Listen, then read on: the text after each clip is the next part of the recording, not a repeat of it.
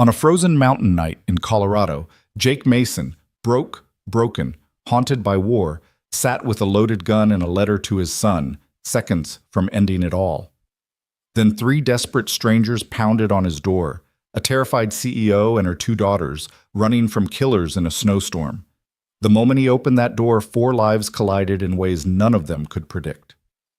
What happened next turned a suicide into a siege, a coward into a warrior, and a goodbye letter into a second chance. This is their story, a story of redemption written in gunfire and grace. Stay with me until the end and comment below what city you're watching from.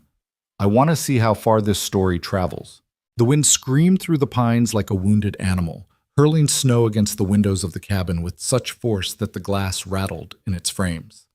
Jake Mason didn't hear it anymore. He'd stopped hearing most things 3 weeks ago, around the time the bank took his truck, his business, and the last shred of dignity he'd been clinging to since Kandahar. The cabin was dark except for the dying embers in the fireplace and the small circle of light from the oil lamp on the table. Jake sat motionless in the wooden chair his grandfather had made 50 years ago, staring at two objects laid out before him like sacraments at a twisted altar: a Colt .45 automatic, cleaned and loaded, and a handwritten letter on lined notebook paper, folded once with "For Cody" written across the front in his careful block letters. His hands didn't shake. That surprised him. He'd expected trembling, some physical manifestation of fear or doubt, but there was nothing. Just cold, heavy certainty settling over him like the snow settling over the mountains outside. 10 years since he'd left the Marine Corps. 5 years since the nightmares got bad enough that Emma took Cody and left. 3 years since the construction business failed. 3 months since he'd last seen his son. And tonight, Christmas Eve, though he'd barely registered the date, tonight was the end. Jake picked up the letter, unfolded it, and read his own words for perhaps the 100th time. Cody, I'm sorry doesn't cover it, buddy. I know that. By the time you read this, you'll be old enough to understand that sometimes being sorry isn't enough. Sometimes the weight gets too heavy, and the strongest thing a man can do is set it down. I want you to know that every bad thing that happened, the drinking, the yelling, me not being there when you needed me, none of that was your fault. You were the best thing I ever did in this life. The only thing I got right. Your mom loves you more than anything, and she'll make sure you grow up good and strong and better than I ever was. Don't remember me like this. Remember the camping trips, the baseball games, the way I used to make you laugh doing that stupid Chewbacca impression. Remember that your dad loved you more than life itself. That part was always true. Be brave, be kind, be the man I couldn't figure out how to be. Love always, Dad. He folded it again carefully and set it back down next to the gun. The letter would be enough. It would have to be. Emma would find it when she came to clean out the cabin. He'd left the deed and keys in an envelope with his lawyer, along with instructions that surprised even him with their thoroughness. For a man planning to eat a bullet, he'd been remarkably organized about the aftermath. The cabin would go to Cody when he turned 18. There was a small life insurance policy through the VA that would pay out for suicide after 2 years. He'd checked, and it had been 4. $25,000. Not much, but enough for college, maybe. Enough to say he'd tried to leave something behind besides wreckage and questions. Jake's hand moved toward the Colt, fingers wrapping around the familiar grip. He'd carried an M9 Beretta in Afghanistan, but this .45 had been his grandfather's sidearm in Korea, handed down like a grim inheritance to the Mason men who went to war and came back changed. His grandfather had died at 78, peacefully, surrounded by family. Jake wouldn't make it to 42. He pulled the slide back slightly, confirming what he already knew. Round in the chamber, safety off. The gun was ready. He wasn't sure he was, but that didn't seem to matter anymore. Outside, the wind rose to a shriek. The temperature had dropped to near 0, according to the last weather report he'd heard 2 days ago, before he'd stopped checking such things. The storm was supposed to be historic. 2 feet of snow, maybe 3, with drifts twice that high. The access road would be impassable for days. No one would find him until after New Year's at the earliest. Good. Let the cold preserve him. Let the snow cover everything white and clean and quiet. Jake raised the gun, the barrel surprisingly warm in his grip despite the freezing cabin. He pressed it against his right temple, angled slightly upward the way he'd been trained.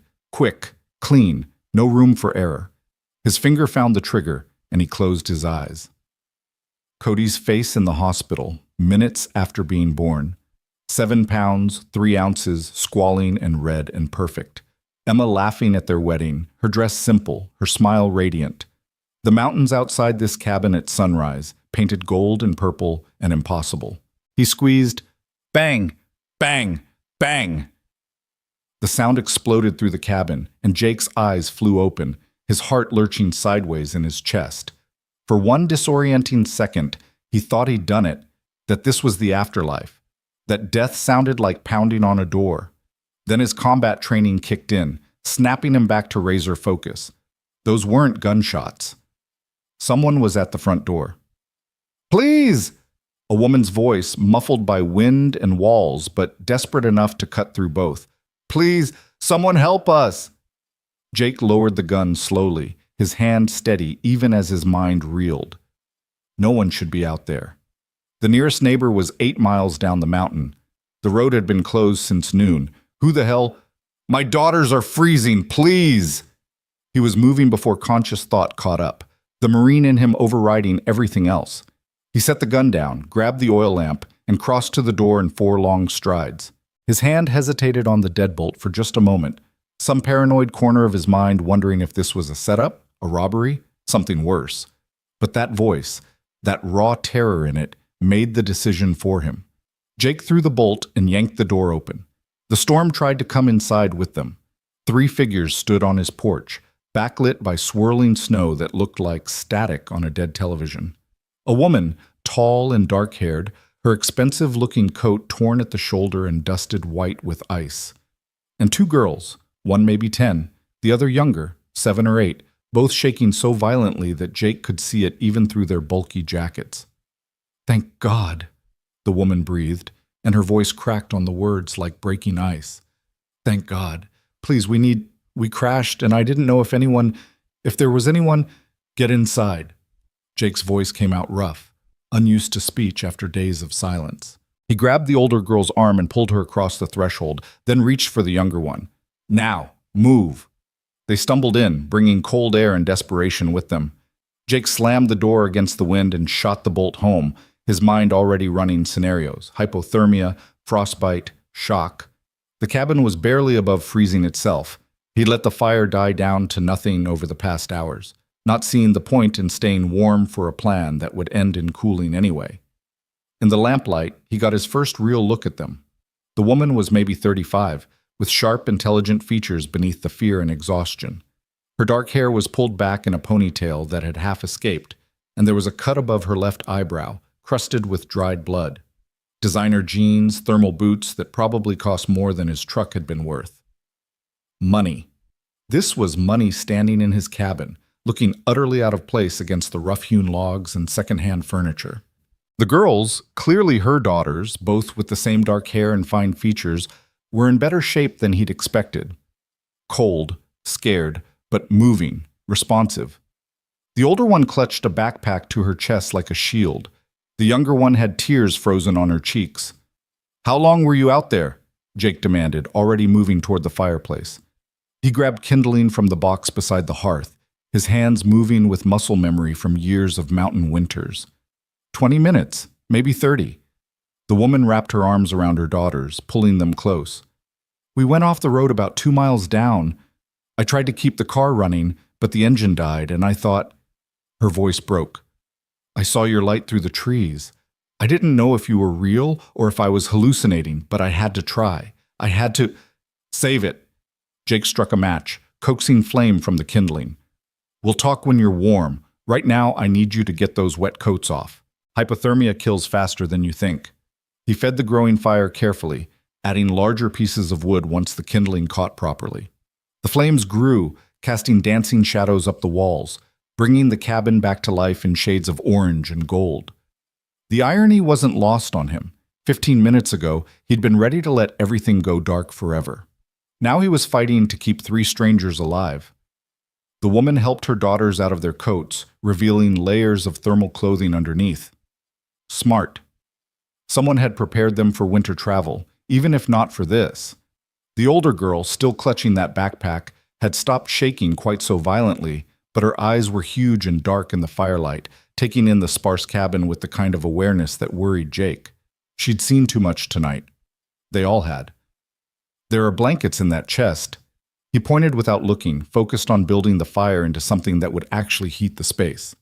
Wool ones. Get them wrapped up and close to the fire, but not too close. You don't want burns on top of everything else. Thank you. The woman's voice was steadier now, though still edged with tears. Thank you so much. I didn't think... When the car went off the road, I thought we were going to die out there. Jake didn't answer. He added another log to the fire, watching sparks spiral up the chimney, and tried not to think about how close she'd actually come to being right. If she'd arrived 5 minutes later, 1 minute later, there would have been no answer at that door. Just a body cooling in a chair and 3 people freezing to death on a porch in a Christmas Eve blizzard. The universe had a sixth sense of timing. He stood, finally, and turned to face them. The girls were wrapped in the wool blankets he'd indicated, huddled together near the fire like refugees from some disaster movie. Which, he supposed, they were. The woman stood between them and the rest of the cabin, her posture protective even in exhaustion, and Jake recognized that stance. Mother Bear. She'd die before she let anything else happen to those kids. I'm Laura. She offered the words like a handshake, formal despite the circumstances. Laura Bennett. These are my daughters. Sophie is 10, and Maya is 7. The older girl, Sophie, clutched her backpack tighter. The younger one, Maya, just stared at him with those huge dark eyes, and Jake felt something twist uncomfortably in his chest. She looked about Cody's age. Same dark hair, same way of looking at the world like she was trying to figure out if it was safe yet. Jake Mason. He should probably say more, but the words felt stuck somewhere behind his ribs. Laura's gaze swept the cabin, taking in details he suddenly saw through her eyes. The bare walls, the single chair at the table, the empty bottles lined up near the sink like soldiers, the oil lamp instead of electric lights. And there, on the table where he'd been sitting, her eyes locked on the gun. Jake watched her face change, understanding flowing across it like cold water. The Colt 45 gleaming in the lamplight, the folded letter with "For Cody" written across it. The complete absence of anything that suggested someone was actually living here rather than just waiting to die here. Oh, she said softly. So softly that the girls didn't hear it over the crackling fire. Oh, God. Their eyes met, and Jake saw his own death reflected in her comprehension. She knew. She knew exactly what she'd interrupted, what her desperate knock had pulled him back from. And in that moment of terrible clarity, he couldn't tell which of them had actually been saved tonight. Don't. His voice came out harder than he meant it to. Don't say anything. Laura swallowed, nodded once, and turned back to her daughters, but her hands were shaking now, and it wasn't from the cold. Jake grabbed the Colt from the table, ejected the magazine, and cleared the chamber with practiced efficiency. The live round clinked onto the wooden surface, absurdly loud in the quiet that had fallen over the cabin. He shoved both gun and magazine into the drawer of the side table, out of sight, then folded the letter and put it in his pocket. Evidence removed. Crisis averted. Pretend everything was fine, except nothing was fine. And they all knew it. There's coffee. He moved toward the small kitchen area, needing something to do with his hands. Or I can heat up some water for tea. There might be hot chocolate somewhere if the... Jake, Laura's voice stopped him mid-step. What were you about to do? He stood with his back to her, staring at the dark window above the sink, seeing nothing but his own reflection ghosted in the glass. A gaunt face, unshaven, with eyes that looked like they belonged to someone much older. When had he started looking like this? When had he become this person? Something stupid, he said finally. You stopped me. So thank you for that, I guess. You guess? There was something fierce in her tone now, cutting through the exhaustion. You guess? Do you have any idea? My God, if we'd been 5 minutes later. But you weren't. He turned to face her, and whatever she saw in his expression made her stop. You're here. You're alive. Your girls are alive. So let's focus on keeping it that way, yeah? This storm's not letting up anytime soon, and we've got a long night ahead. Sophie spoke for the first time, her voice small but clear. Is your name really on the letter? Jake's chest tightened. What? The letter you put in your pocket. It says for Cody. Is that your name or someone else's? Smart kid, observant, the kind of intelligence that would serve her well in life and keep her parents up at night with worry. Jake knew the type. He'd been that type once, before Kandahar taught him that some things were better left unnoticed. Someone else's, he admitted. My son. Where is he? Sophie, Laura's hand touched her daughter's shoulder, a gentle warning. That's not... He lives with his mom, Jake interrupted. She's better at this than I am. The whole parenting thing. The whole life thing, honestly. Sophie studied him with those two old eyes. Were you going to kill yourself? Sophie! Laura's face went white. Oh my God, you can't just... It's okay. Jake held up a hand, surprised to find that it was. Maybe the bluntness was better than dancing around it. Kids always knew anyway. They saw more than adults gave them credit for. Yeah, I was, but I didn't, thanks to you guys. Maya started crying then, silent tears rolling down her face. And Jake felt like the worst kind of bastard for making a 7-year-old confront adult darkness on Christmas Eve. But what was he supposed to do? Lie? Pretend? The evidence was right there. The gun, the letter, the complete and utter absence of anything that suggested tomorrow was worth seeing. Hey, no. He crouched down, getting to her eye level, the way he used to with Cody. No crying, okay? I'm fine now. You saved me. All 3 of you saved me by knocking on that door. You're like superheroes. We don't feel like superheroes, Sophie muttered. We feel like we're running for our lives. The words dropped into the cabin like a stone into still water, and Jake felt the temperature shift. Not the physical temperature. The fire was doing its job, warming the space back to something approaching comfortable. But something else. Something dangerous. He stood slowly, his attention sharpening, years of combat experience suddenly screaming at him that he'd missed something crucial. What do you mean, running? Laura's face closed down, walls slamming into place behind her eyes. Nothing. She didn't mean, Mom. Sophie's voice was steady, adult in a way that broke something inside Jake's chest. He just told us he was going to kill himself. I think we can tell him why we're really here. Sophie, it's not safe. We went off the road because someone was chasing us, Sophie said, ignoring her mother's protest. Black SUVs, 2 of them. They forced us off at that hairpin turn near Dead Man's Drop. Mom kept driving even after the airbags went off, but the car died and we had to run. We've been running for 3 hours. The cabin seemed to shrink around them, and Jake felt the old instincts kicking in, the ones that had kept him alive in Helmand Province and kept his squad breathing through 18 months of asymmetric warfare, the ones he'd thought were dead, buried under whiskey and pills and despair. Black SUVs, he repeated slowly. Professional? Laura closed her eyes. Very. How many men? I don't know. I didn't stop to count. 4 in the first vehicle, at least. I didn't see the second one clearly. Jake's mind was already moving, running threat assessments, calculating response options. The cabin was defensible, single story, stone foundation, limited approaches. But it was also isolated, cut off by the storm, with no backup and no support. Against professional operators, that made it either a fortress or a tomb, depending on how things played out. Why?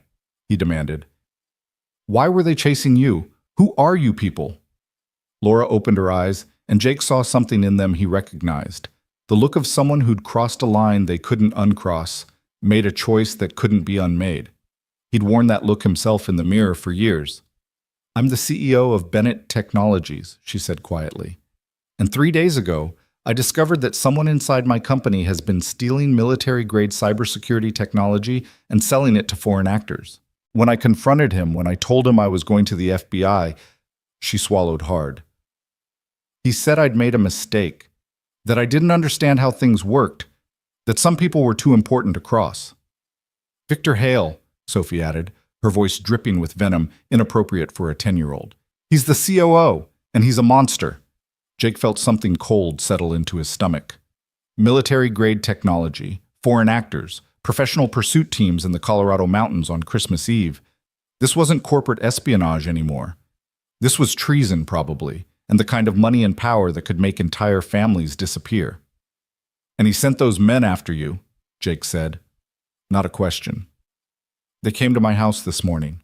Laura's voice was barely above a whisper. 4 of them, dressed like private security. They said Mr. Hale wanted to discuss the matter before I did anything rash. But the way they stood, the way they looked at my daughters. She pulled the girls closer. I grabbed the emergency bag I keep in the hall closet, put the girls in the car, and drove. I thought, God, I don't know what I thought. That I could get to Denver, maybe, find a federal building, walk into the FBI office, tell them everything. But they followed you, Jake finished, all the way up the mountain. I thought I could lose them in the storm, that maybe the weather would force them to turn back. But they just kept coming, and at that hairpin turn, her voice cracked. They rammed us, deliberately. We went through the guardrail, and for a second I thought we were going over the edge. But the car caught on something, rolled, ended up in the trees. Airbags deployed, but the engine was wrecked, so we ran. Jake processed this, his mind working through implications and possibilities. If these were professionals, and everything Laura was describing suggested they were, then they wouldn't stop because of a little snow. They'd have equipment, training, resources. They'd also have orders, and those orders probably included no witnesses, which meant Laura and her daughters were dead the moment those men found them, which meant Jake had about 30 seconds to decide if he was going to die tonight after all, just differently than he'd planned. He looked at the girls. Sophie, fierce and frightened and trying so hard to be brave. Maya still crying silently, wrapped in her blanket like armor against the world. And Laura, standing between them and the door, ready to fight with her bare hands if that's what it took. He thought about Cody, who'd be opening presents tomorrow morning, or today morning technically, since midnight had probably come and gone, without his father. Who'd grow up with the story of the dad who gave up, who couldn't hack it, who chose a bullet over breakfast. And he thought about the letter in his pocket, with all its careful apologies and empty promises about being brave. Be brave, be kind, be the man I couldn't figure out how to be. How long since they lost track of you? Jake asked. Laura blinked, thrown by the shift in his tone. What? The men chasing you. How long since they knew where you were? Maybe 2 hours? We kept to the trees, avoided the roads. I was trying to put distance between. But they know you're in this area, and there are only so many structures on this mountain. They'll search them all, systematically, until they find you. Jake moved to the window, peering out at the storm. Visibility was maybe 20 feet in the swirling snow. That storm's your friend right now. It's slowing them down, making thermal imaging useless, forcing them to move carefully. But it won't stop them. So what do we do? Laura's voice was steady, but Jake could hear the fear underneath. He turned back to face them, and something must have shifted in his expression because Sophie's eyes went wide. You said you crashed your car, Jake said. Did it burn? Anything to make them think you died in the wreck?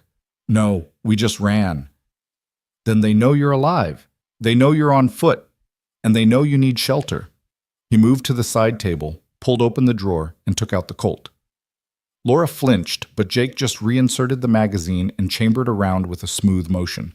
Which means they're coming here. Maybe not tonight. Maybe the storm buys us until morning, but they're coming. You want to fight them? Laura stared at him like he'd lost his mind. There are at least 4 of them, probably more. We should run. We should... Run where? Jake's voice was flat, factual. You've got 2 kids who are already half frozen, 0 supplies, and a blizzard that'll kill you in an hour without proper gear. Those men out there are trained, equipped, and motivated. You'd be dead before you made it a mile. So we just wait here to die? No. Jake checked the Colt's action, then looked up at her with something that might have been a smile if it hadn't been so cold. We wait here to fight. This cabin's defensible. I know the terrain. I've got weapons, ammunition, and about 20 years of experience keeping people alive in worse situations than this. You're one man, Laura protested. I'm a Marine, Jake corrected quietly. And Marines don't leave people behind. The words hung in the air between them, weighted with meaning Jake was only beginning to understand himself. 20 minutes ago, he'd been ready to abandon everything, his son, his life, whatever remained of his honor and purpose.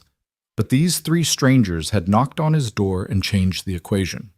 They needed him, actually needed him, in a way nothing and no one had needed him in years. And maybe, that meant something. Sophie spoke up, her voice small but determined. "You'll really fight for us? Even though you don't know us?" Jake looked at her fierce young face so full of fear and hope, and thought about Cody, about what he'd want someone to do if Cody was the one running through a snowstorm with killers on his heels. "Yeah," he said simply. "I'll fight." "Then what do we do?" Laura asked. Jake's mind shifted into operational mode, the same cold clarity that had kept him alive in Kandahar flowing back like it had never left. "First, we fortify. Windows, doors, sight lines. Then we prepare fallback positions and escape routes in case they breach. Then we wait, and we watch. And if they come—" He met Laura's eyes. "If they come, I do what I'm good at." "Which is?" "Keeping people alive," Jake said. "No matter the cost." He moved to the closet beside the front door, pulled out his old tactical vest, dusty but serviceable, and started checking pouches and pockets. 2 more magazines for the Colt, a hunting knife his grandfather had carried, a flashlight that still worked. Not much, but more than nothing. "Sophie, Maya," he kept his voice calm, authoritative. "I need you two to go into that bedroom." He pointed to the single door off the main room.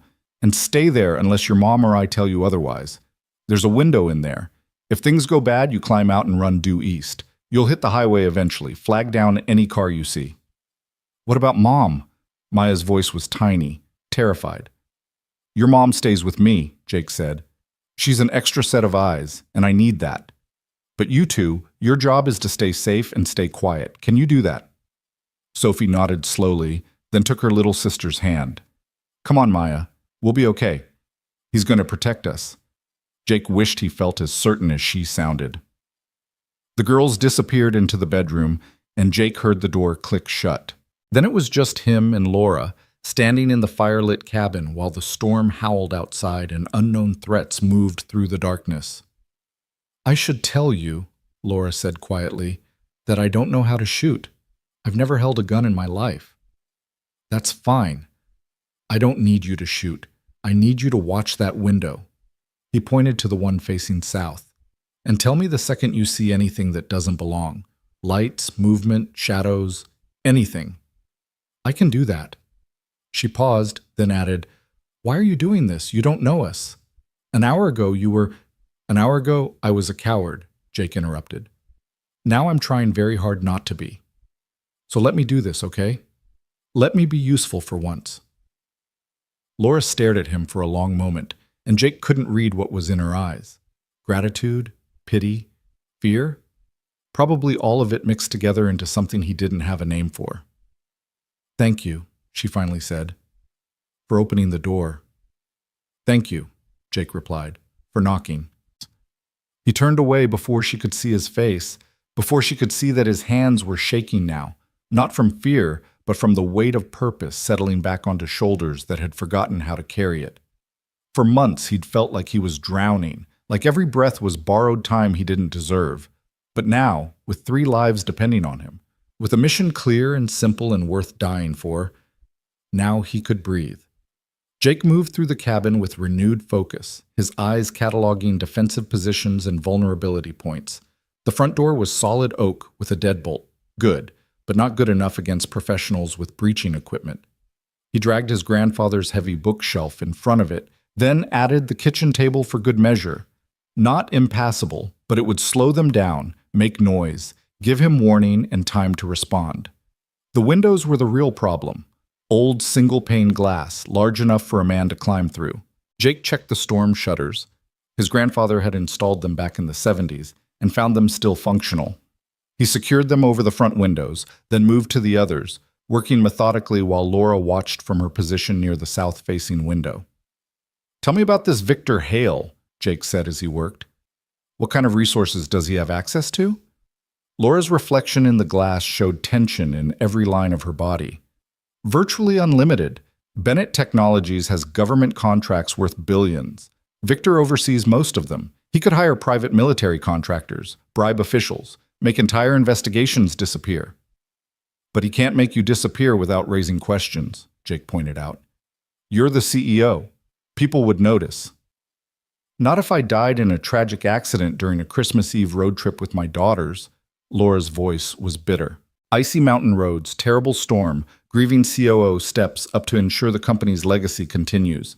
Very neat, very convenient. Jake secured the last shutter and turned to face her. Except you didn't die. You made it here. And that changes things. Does it? We're still trapped in a cabin in the middle of nowhere, with men hunting us and no way to call for help. Actually, Jake moved to the closet again, pushing aside winter coats and emergency supplies until he found what he was looking for. His grandfather's old CB radio, dusty but potentially functional. My grandfather was a ham radio enthusiast. This thing might still work. He carried it to the table, plugged it in, and flipped the power switch. Static crackled from the speaker. Faint, but there. Jake adjusted the frequency, trying to remember the emergency channels from his days in the Corps. Breaker, breaker. This is Jake Mason broadcasting from the old Mason cabin on Timber Ridge Road, he said into the microphone. We have an emergency situation. 3 civilians in danger, potential hostile forces in the area. Requesting immediate law enforcement and emergency services response. Over. Nothing but static answered him. Jake tried again, adjusting the frequency, boosting the gain. This is Jake Mason broadcasting on emergency frequency. We need help at the Mason cabin, Timber Ridge Road, approximately 8 miles south of Winter Park. Civilians in danger. Please respond. Over. More static. Then, faintly, a voice emerged from the crackling. Copy that. Can barely... Can you... Yes. Jake leaned closer to the radio. This is Jake Mason. We need immediate assistance.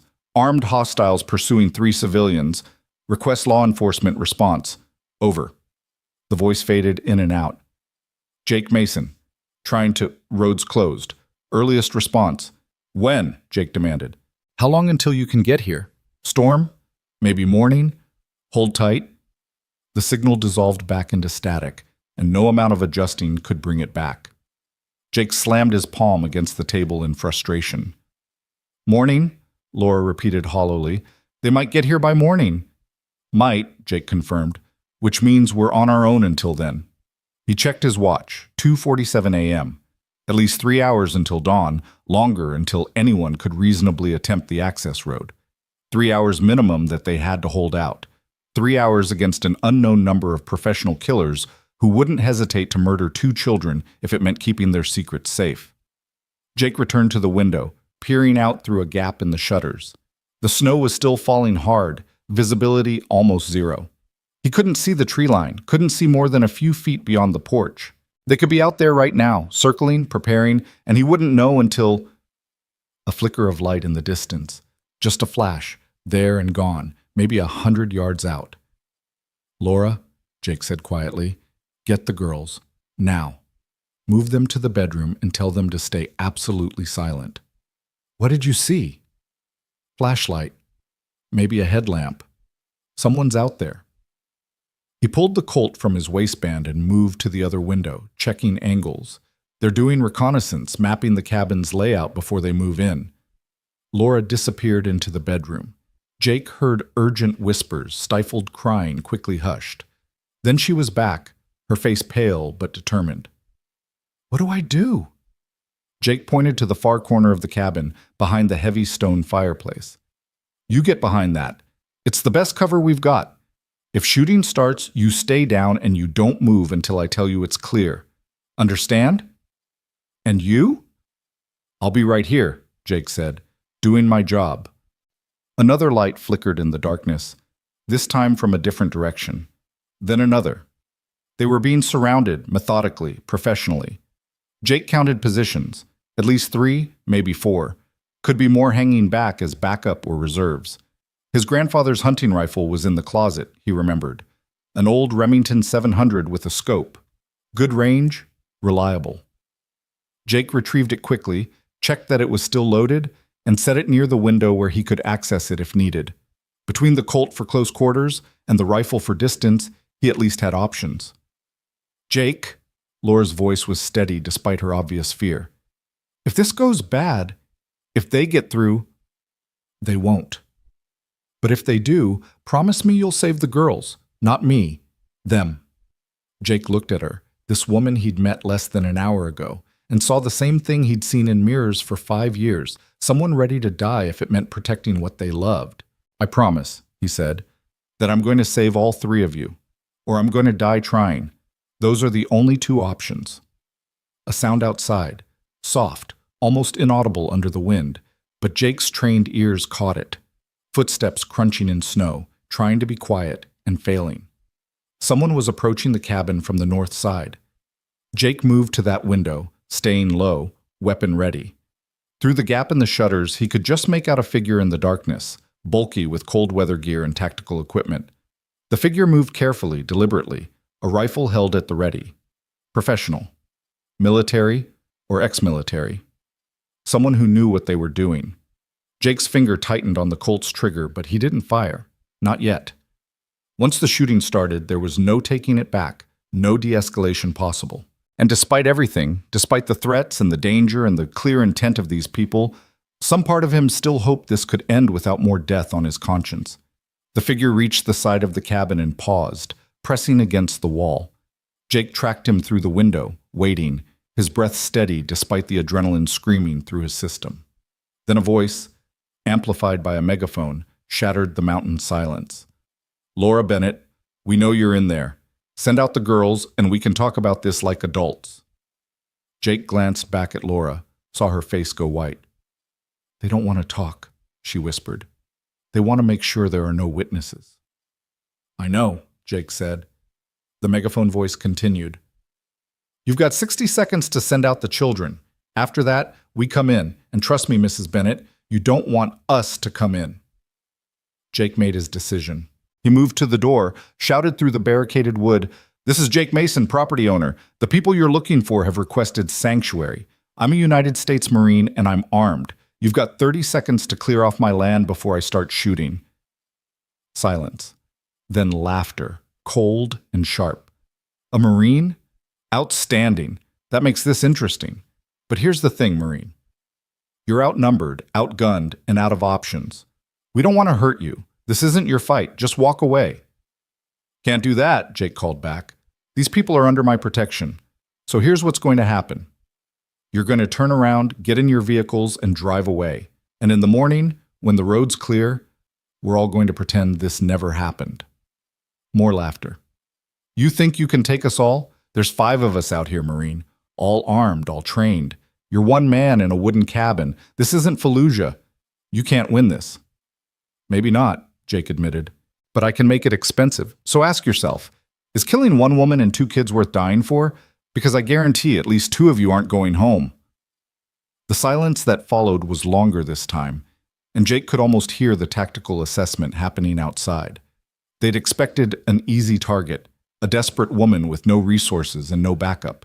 Instead, they'd found a prepared defensive position with an experienced combatant. The cost-benefit calculation just changed dramatically. Finally, you've got 1 minute to reconsider, Marine. After that, we come in hard. Jake moved back to the window, scanning for positions.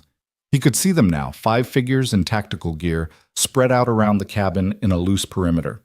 Professional positioning, good overlapping fields of fire. They knew what they were doing, but so did he.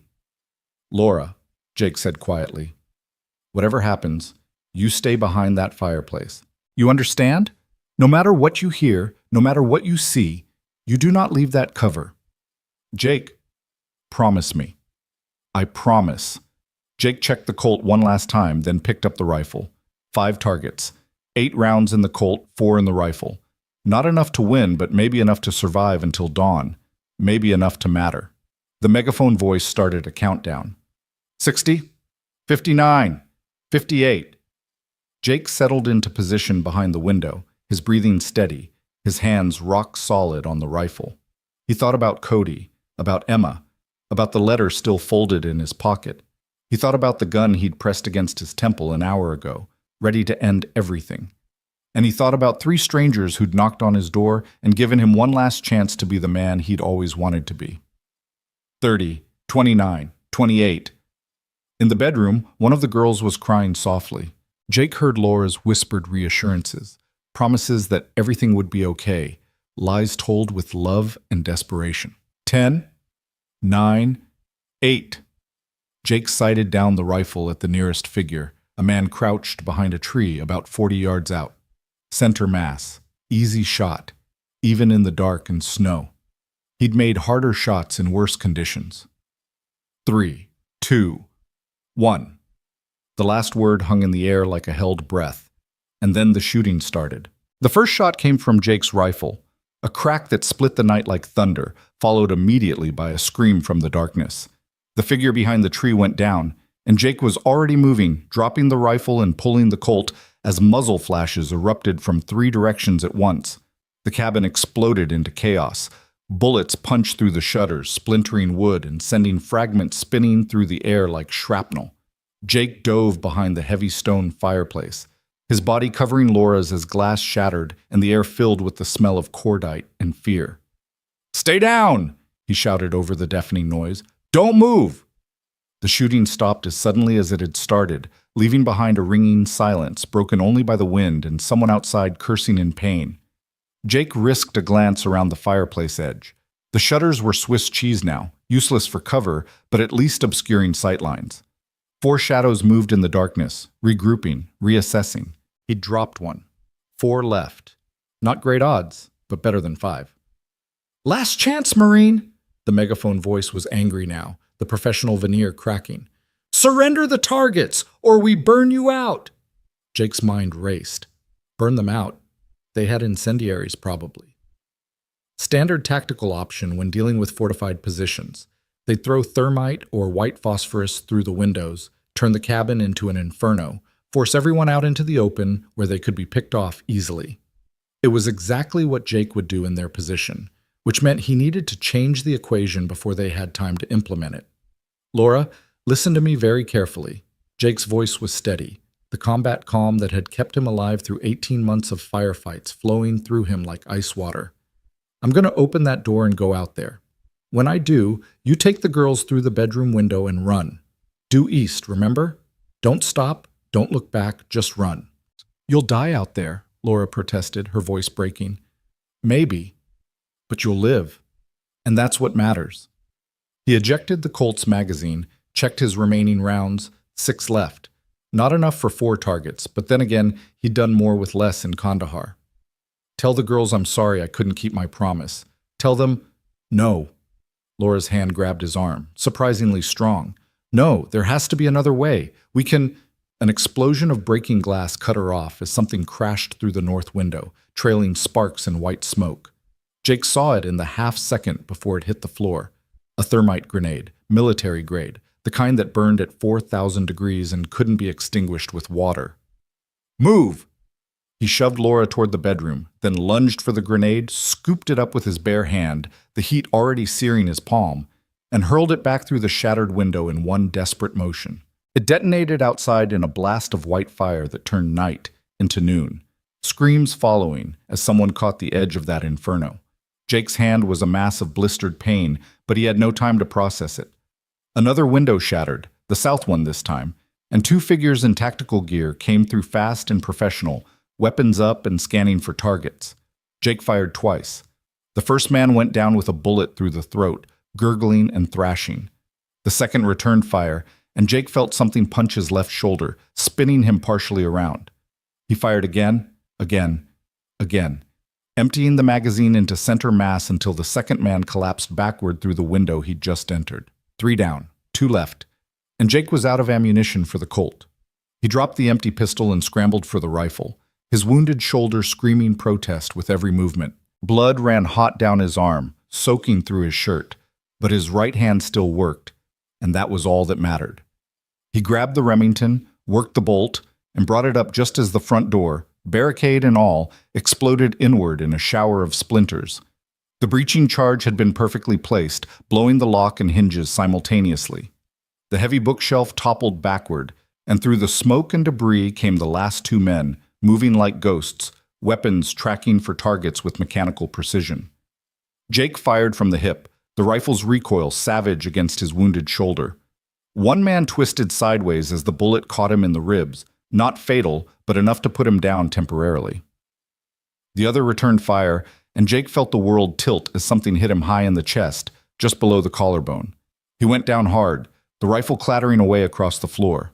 The pain was distant, abstract, his body pumping so much adrenaline that shock insulated him from the worst of it. He could see the ceiling, could see smoke swirling in the firelight, could hear Laura screaming his name from somewhere that seemed very far away.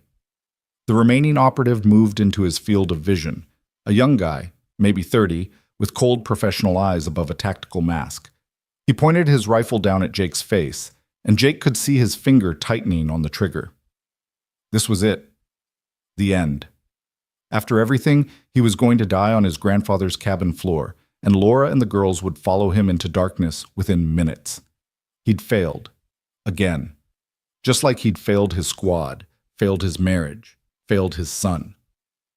The operative's head exploded. The shot came from the bedroom doorway, impossibly loud in the enclosed space. The operative collapsed sideways, and there stood Laura, Jake's hunting rifle clutched in her shaking hands, her face spattered with blood that wasn't hers, her eyes wide with shock and horror and fierce maternal rage. "I said I couldn't shoot," she gasped. "I lied." The other operative, the one Jake had hit in the ribs, was struggling to his feet, reaching for his sidearm with his good hand. Jake tried to move, tried to warn Laura, but his body wouldn't respond properly. Everything felt heavy, sluggish, like moving through deep water. Laura saw the threat and fired again, but the shot went wild, punching through the wall behind the man. She worked the bolt frantically, but the rifle was empty. Jake had only loaded 4 rounds, and she'd just used the last one. The operative brought his pistol up, aiming at Laura, and time seemed to slow to a crawl. Jake could see it happening frame by frame. The man's finger on the trigger, Laura dropping the useless rifle and stepping in front of the bedroom door, in front of her daughters, arms spread wide like she could shield them with her body alone. And somewhere deep inside, past the pain and the blood loss and the creeping darkness at the edge of his vision, Jake found one last reserve of strength. He surged up from the floor, ignoring his body's screams of protest, and threw himself at the operative's legs in a tackle that would have made his high school football coach proud. They went down together in a tangle of limbs and equipment. The operative's pistol fired, the bullet going wild into the ceiling. Jake got his right hand around the man's wrist, slamming it against the floor until the gun skittered away. Then they were fighting hand to hand, brutal and desperate, with Jake using every dirty trick he'd learned in 2 decades of combat. He headbutted the operative's nose, felt cartilage crunch. Drove his knee into the man's wounded ribs, making him scream. Got his hands around the man's throat and squeezed, kept squeezing even as the operative clawed at his face and thrashed beneath him. The struggling weakened, then stopped. Jake held on for another 10 seconds, making sure, then rolled off the body and lay gasping on his back. The ceiling spun above him, and he was so cold, colder than the storm outside, cold all the way down to his bones. "Jake," Laura was beside him, her hands on his chest, trying to stem the bleeding. "Oh God, Jake, stay with me. Stay awake." "Girls," he managed through lips that felt numb. "Safe?" "Yes, they're safe. You saved us. You saved all of us." "Good."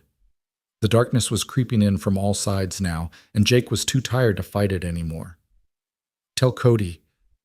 Tell him." "You'll tell him yourself," Laura said fiercely. "You're not dying in this cabin. I won't let you. Do you hear me? I won't let you die."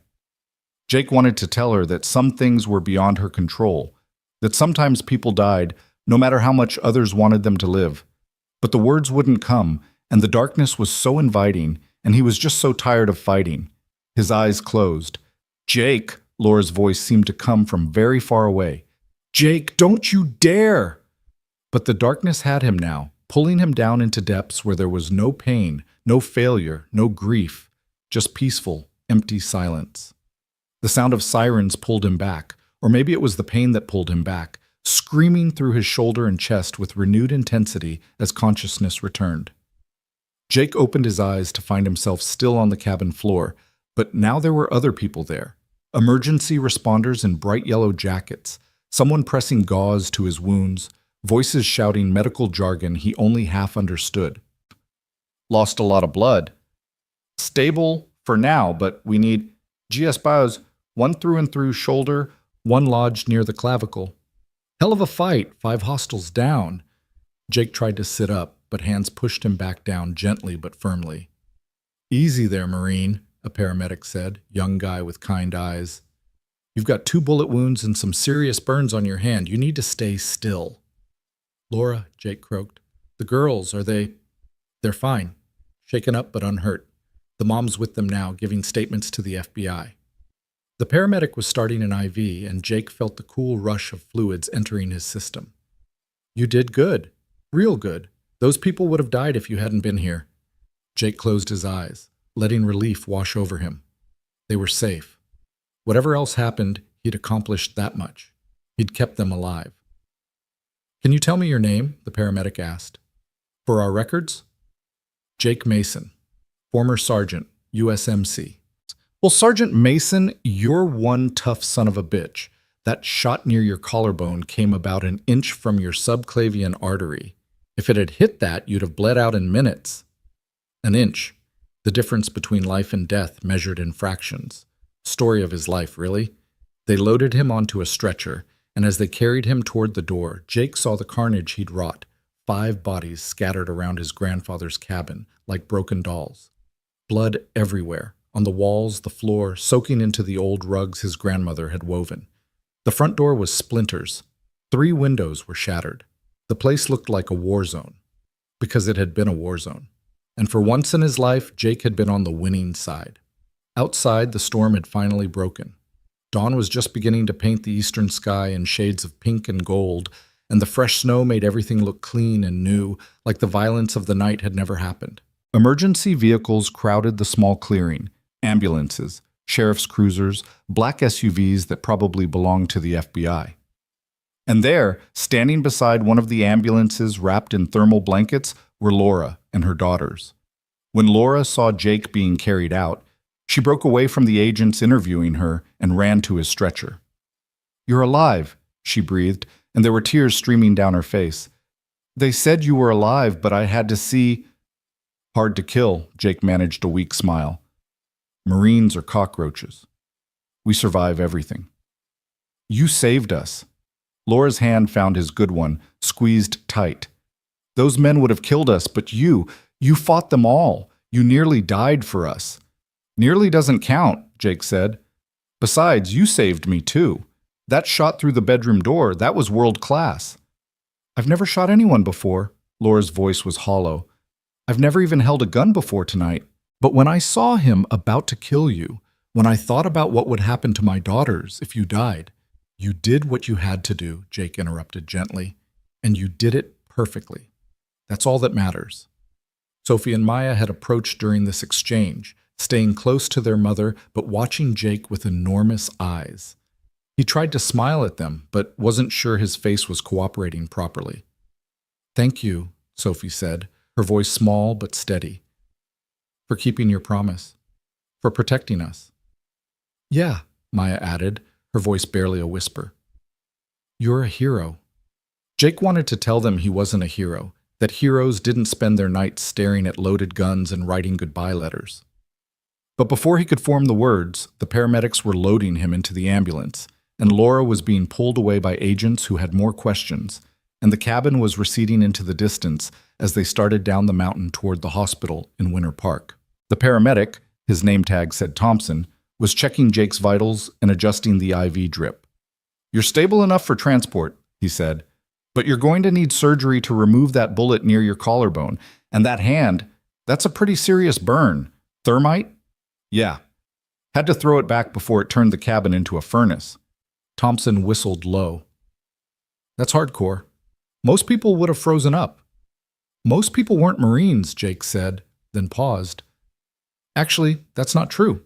Most people would have done the same thing if their friends were in danger. Being a Marine just means I practiced it more." The ambulance hit a bump and pain flared through Jake's shoulder hard enough to make his vision gray out for a moment. When it cleared, Thompson was adjusting something on the IV. "Gave you a little something for the pain," the paramedic explained. Should make the ride easier. Jake felt the medication working, dulling the sharp edges of agony into something more manageable. His thoughts started to drift, floating on the pharmaceutical tide, and he found himself thinking about the letter still folded in his pocket, soaked now with blood and sweat. "Hey," he said to Thompson, "can you do me a favor?" "Depends on the favor." "There's a letter in my right pocket. Can you give it to the FBI agents? Tell them to burn it, or shred it. I don't care, just make sure it doesn't exist anymore." Thompson reached into Jake's pocket carefully, extracted the folded paper, and examined it. "For Cody," he read. "That your son?" "Yeah." "What's the letter say?" Jake closed his eyes. "Things that aren't true anymore. Things I was wrong about. Just, please make sure it goes away." "I can do that," Thompson said quietly. "But maybe instead of destroying it, you should write a new one. Tell your son the truth about tonight. Tell him his dad's a genuine hero." "I'm not... Brother, you killed 5 men who were trying to murder a woman and 2 kids. You took 2 bullets doing it. If that's not heroic, I don't know what is." Jake wanted to argue, but the medication was pulling him down into a warm, fuzzy place where arguments seemed less important than rest. His last conscious thought before sleep claimed him was that maybe, just maybe, Thompson had a point. Maybe the story didn't have to end with a bullet and a letter. Maybe there could be other endings, better ones, the kind where broken people got second chances and children didn't grow up without fathers. Maybe hope wasn't just for other people after all. When Jake woke again, he was in a hospital bed surrounded by beeping machines and the antiseptic smell of sterilized everything. His left shoulder was wrapped in enough bandages to mummify a small person. His right hand was covered in specialized burn dressings, and there was an IV in his arm pumping clear fluids into his system. A nurse noticed him stirring and appeared at his bedside almost immediately, a middle-aged woman with kind eyes and efficiency written into every movement. "Welcome back, Mr. Mason," she said, checking his vitals on the monitor above his head. "You've been out for about 6 hours. The surgery went well. They removed the bullet and repaired the damage. You're going to be sore for a while, but you'll make a full recovery." "What time is it?" Jake's voice came out as a croak. "Just after 2 in the afternoon. Christmas Day, if you're keeping track." Christmas. Jake had forgotten entirely. Somewhere out there, Cody was probably playing with new toys, eating too much candy, being a normal 10-year-old kid having a normal Christmas. The thought made something warm unfurl in Jake's chest. "There are some people waiting to see you," the nurse continued. "FBI agents, mostly. They've been very patient, but they need to take your statement about what happened last night. Are you up for visitors?" "Yeah," Jake said. "Send them in." The agents came in pairs, a middle-aged woman who introduced herself as Special Agent Sarah Chen and a younger man named Agent Martinez. They were professional but not unkind, and they asked their questions with the sort of precision that suggested they already knew most of the answers and just wanted confirmation. Jake walked them through the night chronologically. The knock on the door, Laura's story about the stolen technology, and the pursuit, the arrival of the armed men, the firefight. He left out the part about the gun and the letter. That was his business, not theirs. But everything else he laid out in clear, factual terms. "The woman who came through your window with the rifle," Agent Chen said, consulting her notes. "Mrs. Bennett says you saved her life multiple times, that without your intervention, she and her daughters would certainly have been killed." "She saved mine too," Jake pointed out. "That last operative had me dead to rights. Laura's the one who dropped him." "Yes, she mentioned that. Quite remarkable for someone who claims to have never fired a weapon before." Chen looked up from her notes. "Mr. Mason, do you have any idea who those men were? Any connection to military units, private contractors, anything like that?" "Professional operators," Jake said. "Probably former special forces, hired by someone with deep pockets. They moved like they'd done this kind of work before. But I didn't recognize any of them personally, if that's what you're asking." Martinez spoke up for the first time. "We've identified them through fingerprints and facial recognition. All 5 were former military, 3 Army Rangers, 1 Navy SEAL, 1 Marine Force Recon. They'd been working for a private security firm called Sentinel Solutions for the past 2 years. "Let me guess," Jake said. "Sentinel Solutions has ties to Victor Hale." "Extensive ties," Chen confirmed. Hale has been using them for corporate security for years. We're currently tearing apart both organizations looking for evidence of the technology theft Mrs. Bennett reported. And Mr. Hale himself is in custody, though his lawyers are already trying to claim he knew nothing about what happened on that mountain. But you don't believe that. Not for a second.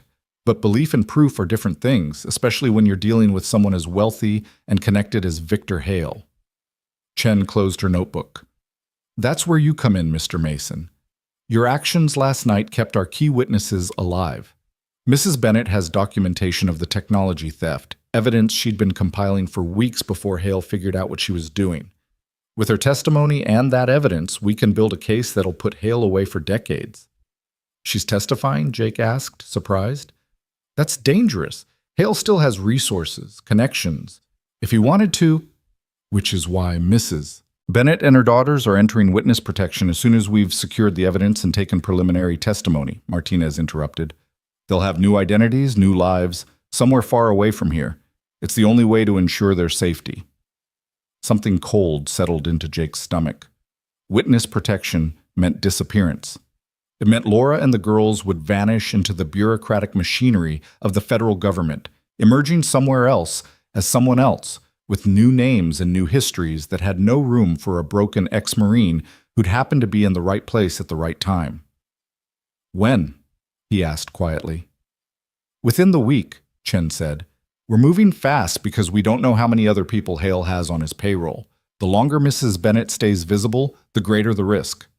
Jake nodded, processing this. It made sense. It was the smart play, the safe play. But it also meant he'd never see them again, never know if they were okay, never get to check that his sacrifice had actually meant something in the long run.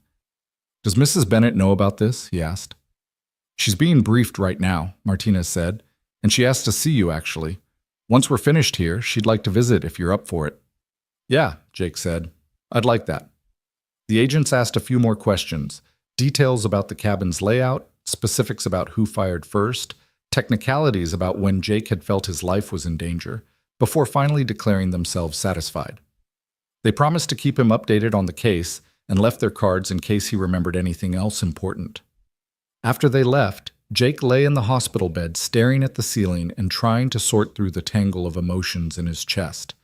Relief that Laura and the girls would be safe. Sadness that he'd never see them again. Strange pride that he had done something that mattered, that his last-ditch stand in a mountain cabin might actually result in justice being served. And underneath it all, something he hadn't felt in years. Purpose. The sense that his life had meaning beyond the next bottle or the next nightmare. That maybe he was worth more than a bullet and a goodbye letter. A soft knock at the door pulled him from his thoughts. Come in, he called. Laura entered quietly, looking exhausted but composed. She'd cleaned up since the mountain, no more blood spatter, fresh clothes that someone had probably loaned her, but her eyes still carried the weight of what they'd witnessed. Hey, she said softly. Hey, yourself. Jake tried to sit up straighter and immediately regretted it as pain lanced through his shoulder. The FBI said you wanted to talk? I did. I do. Laura pulled a chair close to the bed and sat down. I wanted to say thank you, properly, not in the chaos of ambulances and crime scenes, but here, when I could actually think straight enough to find the right words. You already thanked me. On the mountain. That wasn't enough. That couldn't possibly be enough for what you did. Laura's hands twisted in her lap, and Jake recognized the nervous gesture. He'd seen it before in soldiers trying to process traumatic experiences. You were seconds from killing yourself when we knocked on that door. I saw the gun, the letter. I knew what you were planning, and instead of telling us to go away, instead of finishing what you'd started, you let us in. You protected us. You nearly died for us. Nearly doesn't count, Jake said again, but his heart wasn't in the flippancy this time. It counts to me. Laura met his eyes, and Jake saw something fierce burning in their depths. It counts to Sophie and Maya. You gave us our lives back, Jake, and I will never, ever forget that. They sat in silence for a moment, the weight of unspoken things hanging between them like smoke. Finally, Jake said, The agents told me you're going into witness protection. Yes. It's the only way to stay safe while the prosecution builds their case. Victor has too many resources, too many people who owe him favors. If we stay visible, we're targets. I understand. It's smart. But it means I'll never be able to repay you properly, Laura continued, and now there were tears gathering at the corners of her eyes. I'll never be able to check on you, to make sure you're okay, to know if... Her voice broke. To know if you found reasons to keep living. Jake felt his own throat tighten.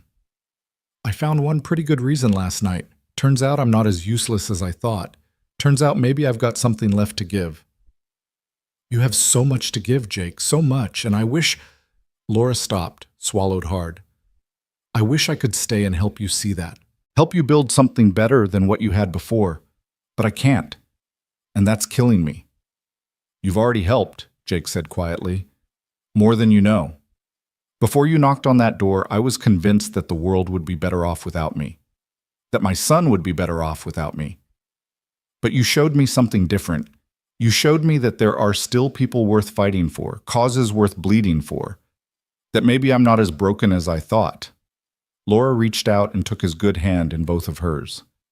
Promise me something. Anything. Promise me you'll get help. Real help. Therapy, medication, whatever it takes. Promise me you'll fight as hard for yourself as you fought for us. Jake looked at their joined hands, at this woman he'd known for less than 12 hours, but who'd somehow seen straight through to the core of him. I promise, he said, and meant it. I'll fight. And promise me you'll see your son, that you'll use this... She gestured at the hospital room, at his bandaged injuries, at everything that had happened, as proof that you're worth knowing, that you're worth loving. Laura, promise me, Jake. He closed his eyes, thinking about Cody's face, about Emma's disappointed expression the last time they'd spoken, about all the ways he'd failed as a father and a husband. And then he thought about the 5 men lying dead in his grandfather's cabin, about the lives he'd saved, about the fact that he was still breathing despite every reason not to be. I promise, he said. Laura leaned forward and kissed his forehead gently, a gesture that was somehow both maternal and intimate. Thank you, she whispered, for everything. Thank you, Jake replied, for knocking. She left shortly after that, wiping tears from her face, and Jake watched her go with a strange mixture of grief and gratitude. He'd never see her again, never know what names she and the girls took, what city they ended up in, whether they were happy in their new lives. But he'd know that somewhere out there 3 people were alive because he'd chosen to open a door instead of pulling a trigger. That had to count for something. That had to matter. The door opened again, and Jake expected another nurse or maybe more agents with follow-up questions. Instead, Emma walked in with Cody at her side. Jake's heart stopped. His son had grown in the 3 months since he'd last seen him, taller, his face losing some of that little boy roundness and taking on hints of the young man he'd become.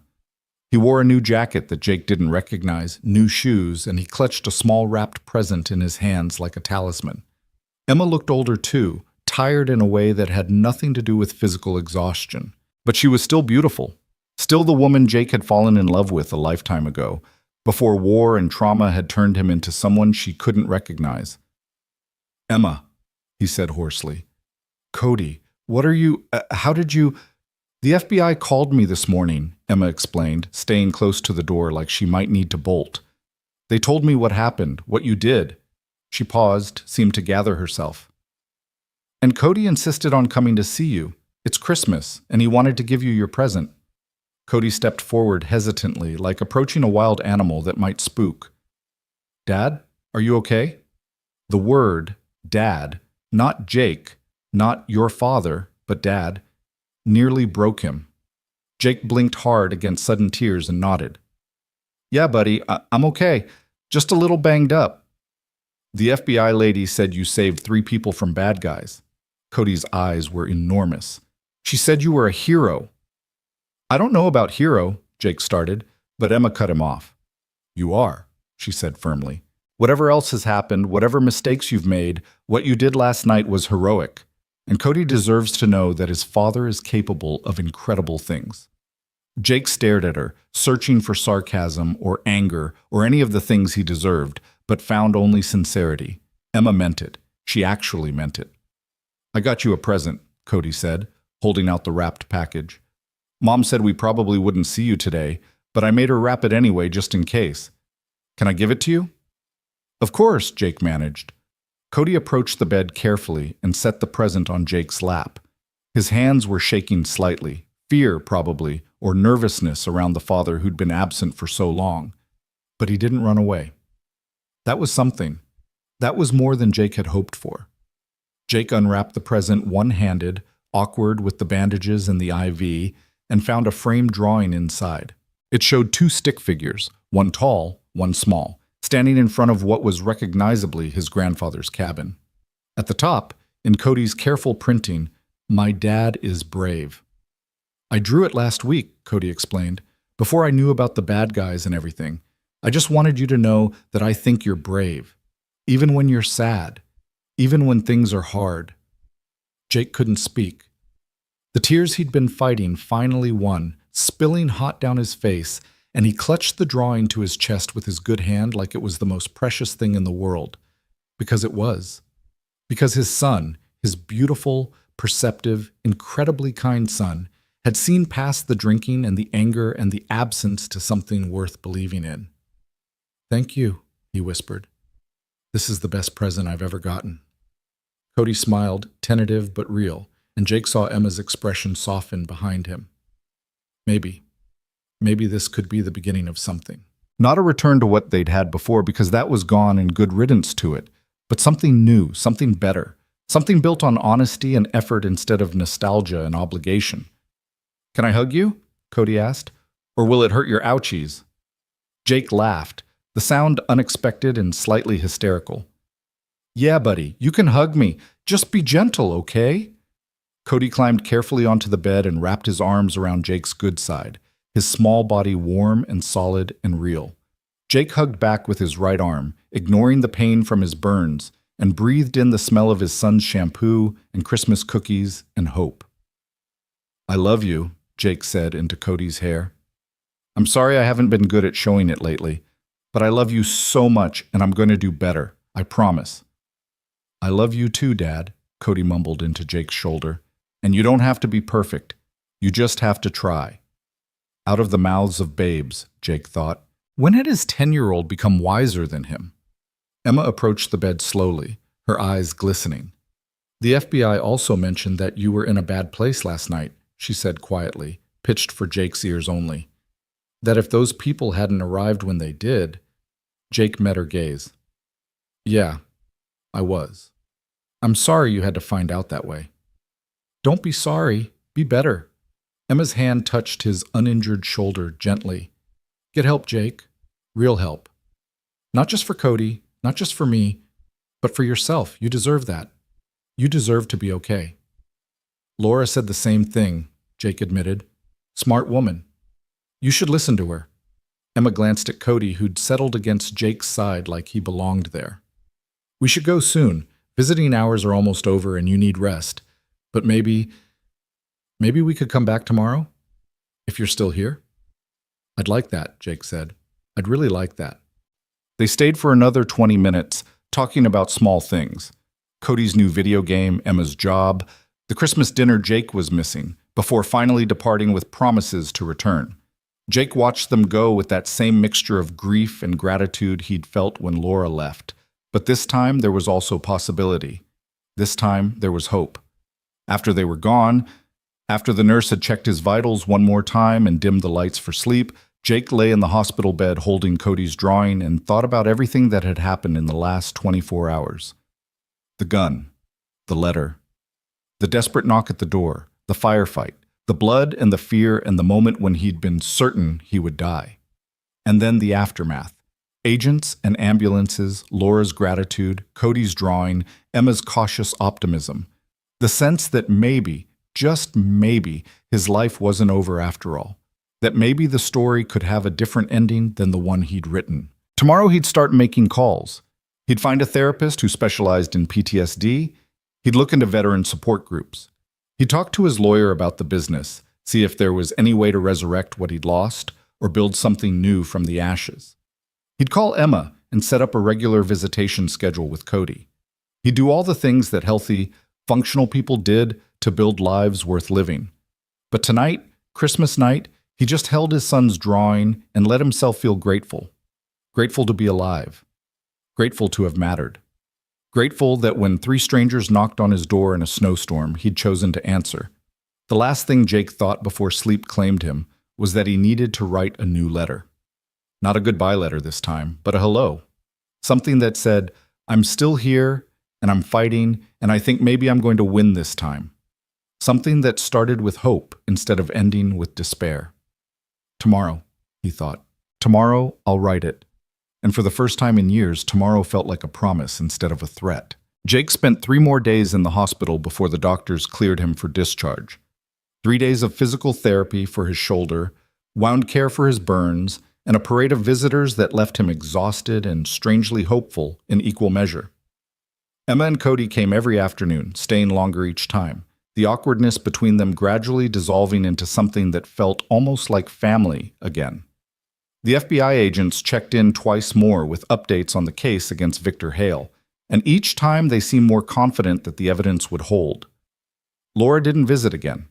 Jake understood why. She was already being moved into the witness protection pipeline, her identity being systematically erased and rebuilt somewhere in the bureaucratic depths of the federal system. But on his last morning in the hospital, a nurse brought him an envelope that had been left at the front desk. Inside was a single sheet of paper with Laura's handwriting, neat and precise despite what must have been written in haste. Jake, by the time you read this, we'll be gone. New names, new city, new lives. The agents say it's the only way to stay safe, and I believe them. But I couldn't leave without telling you one more time what you did for us. You gave us our lives back, not just by fighting those men, though God knows that would have been enough, but by showing us that there are still good people in the world. People who will stand up when it matters. People who will sacrifice everything for strangers simply because it's the right thing to do. Sophie wants you to know that you're the bravest person she's ever met. Maya drew you a picture of a superhero that I had to leave behind because the agent said no personal items, but please know she thinks you have a cape and everything. And I want you to know that you saved more than 3 lives that night. You saved yourself too, even if you don't realize it yet. The man who opened that door wasn't the same man who was sitting with a gun minutes before. Something changed in you when you chose to fight instead of surrender. Hold on to that. Build on it. Become the person you were always meant to be.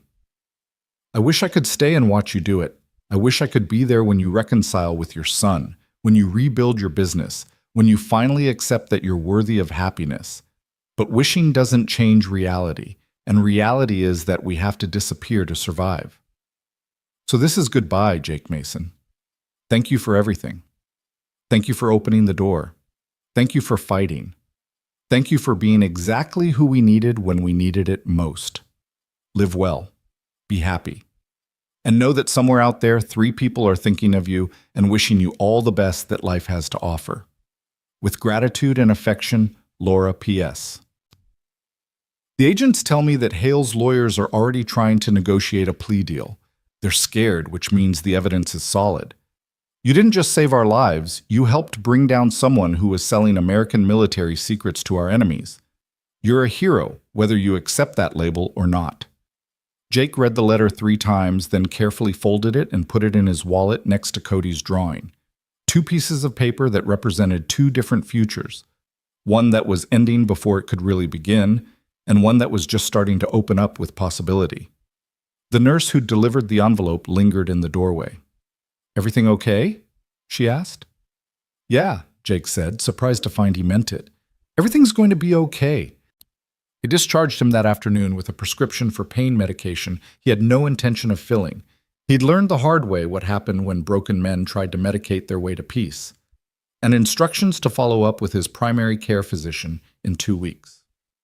Emma picked him up in her sensible sedan, Cody bouncing in the back seat with barely contained excitement. "Can Dad come to our house?" Cody asked before Jake had even closed the passenger door. "Please? Just for dinner? I want to show him my room and my new games and—" "Cody, your dad just got out of the hospital," Emma interrupted gently. "He probably wants to go home and rest." But Jake surprised them both by saying, "Actually, dinner sounds great. If the invitation's still open. Emma glanced at him, something complicated moving behind her eyes. Are you sure? You look exhausted. I am exhausted, Jake admitted. But I'm also tired of being alone. And I'd really like to see Cody's room if that's okay. Yes, Cody pumped his fist in victory, and Emma couldn't quite suppress her smile. Okay then, dinner it is, but we're ordering pizza because I am not cooking after the day I've had. They drove through Winter Park, past houses decorated with Christmas lights and inflatable snowmen, past families sledding in their front yards and kids building forts from the fresh powder. Normal people living normal lives, the kind of normalcy Jake had forgotten was possible. 3 days ago, he'd been ready to exit this world permanently.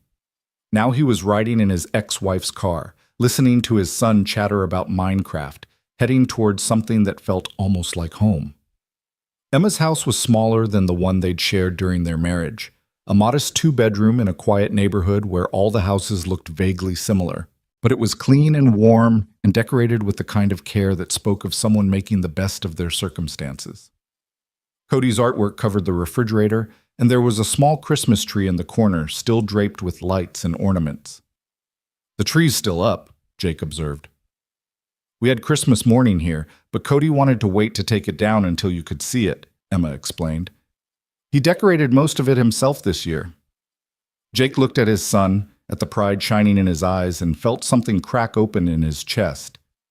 It's beautiful, buddy. Best tree I've ever seen. Cody beamed and grabbed Jake's good hand. Come on, I'll show you my room. The next hour passed in a blur of video game demonstrations, detailed explanations of Pokemon card values, and a tour of Cody's impressive Lego creations. Jake sat on his son's bed and listened and nodded and asked questions, his wounded shoulder throbbing, but his heart feeling lighter than it had in years. This was what he'd been missing. This was what he'd almost thrown away permanently. When the pizza arrived, they ate at Emma's small dining table like a real family, passing plates and napkins and falling into conversation that felt almost natural. Cody dominated the discussion with stories about school and his friends and the new Star Wars movie he wanted to see, but occasionally Emma would catch Jake's eye and something would pass between them. Not romance, not anymore, but recognition. An acknowledgement that they were both trying, both doing their best to build something good from the wreckage of what they'd lost. After dinner, after Cody had been sent to brush his teeth and get ready for bed despite his protests that it was still early, Emma and Jake stood in the kitchen doing dishes in companionable silence. He really missed you, Emma said quietly, her hands deep in soapy water. Even when you were at your worst, even when I had to keep him away for his own safety, he never stopped asking about you, never stopped hoping you'd get better. I don't deserve that kind of loyalty, Jake said. Maybe not, but you have it anyway. Emma rinsed a plate and handed it to him to dry. The question is what you're going to do with it. Jake thought about the letter in his wallet, about Laura's words about becoming the person he was meant to be. I'm going to get help, he said, real help. I already made an appointment with a therapist who specializes in PTSD, and I'm going to start going to the VA support group meetings. Emma's hand stilled in the water. Really? Really? I've spent too long pretending I could handle this on my own. Clearly, that doesn't work. He set the dried plate in the cabinet. And I want to see Cody regularly, every week, if that's okay with you. I want to be part of his life again. Jake? Emma turned to face him, her expression uncertain. I want that too. God knows I want that. But I need to know you're serious. I need to know you're not going to show up for a few weeks and then disappear again when things get hard. I can't promise I won't struggle, Jake said honestly. I can't promise there won't be bad days or setbacks or times when I want to give up. But I can promise I'll keep fighting. I can promise I won't quit on him again. Or yourself, Emma added softly. Don't quit on yourself either. Or myself, Jake agreed. They finished the dishes in silence, and then Cody appeared in his pajamas demanding that his dad read him a bedtime story. Jake followed his son into the small bedroom and settled carefully on the edge of the bed. And for the next 20 minutes he read about dragons and knights and brave heroes who faced impossible odds. When Cody's eyes started to droop, Jake set the book aside and pulled the covers up to his son's chin. Dad? Cody's voice was sleepy, blurred at the edges. Are you going to be okay now? For real? Jake smoothed his son's hair back from his forehead, the gesture familiar and achingly precious. Yeah, buddy, I'm going to be okay. It might take some time, and it might be hard, but I'm going to do everything I can to get better. Good, Cody yawned hugely, because I want you to come to my baseball game next month. Mom signed me up for Little League. I'll be there, Jake promised. Front row, cheering the loudest. Even louder than Coach Stevens? He's really loud. Even louder than that. Cody smiled and closed his eyes, and within minutes his breathing had evened out into sleep. Jake sat there for a long moment, watching his son's peaceful face, before finally standing and quietly leaving the room. Emma was waiting in the living room, and she'd called him a cab. I figured you shouldn't be driving yet, she explained, with the pain medication and everything. I'm not taking the pain medication, Jake said, but you're right about the driving. Thank you. They stood awkwardly by the door, neither quite sure how to end the evening. Finally, Emma said, This was good. Today. Seeing you with Cody, seeing you trying, it was really good. Can we do it again? Next week, maybe? Let's start with phone calls, Emma suggested.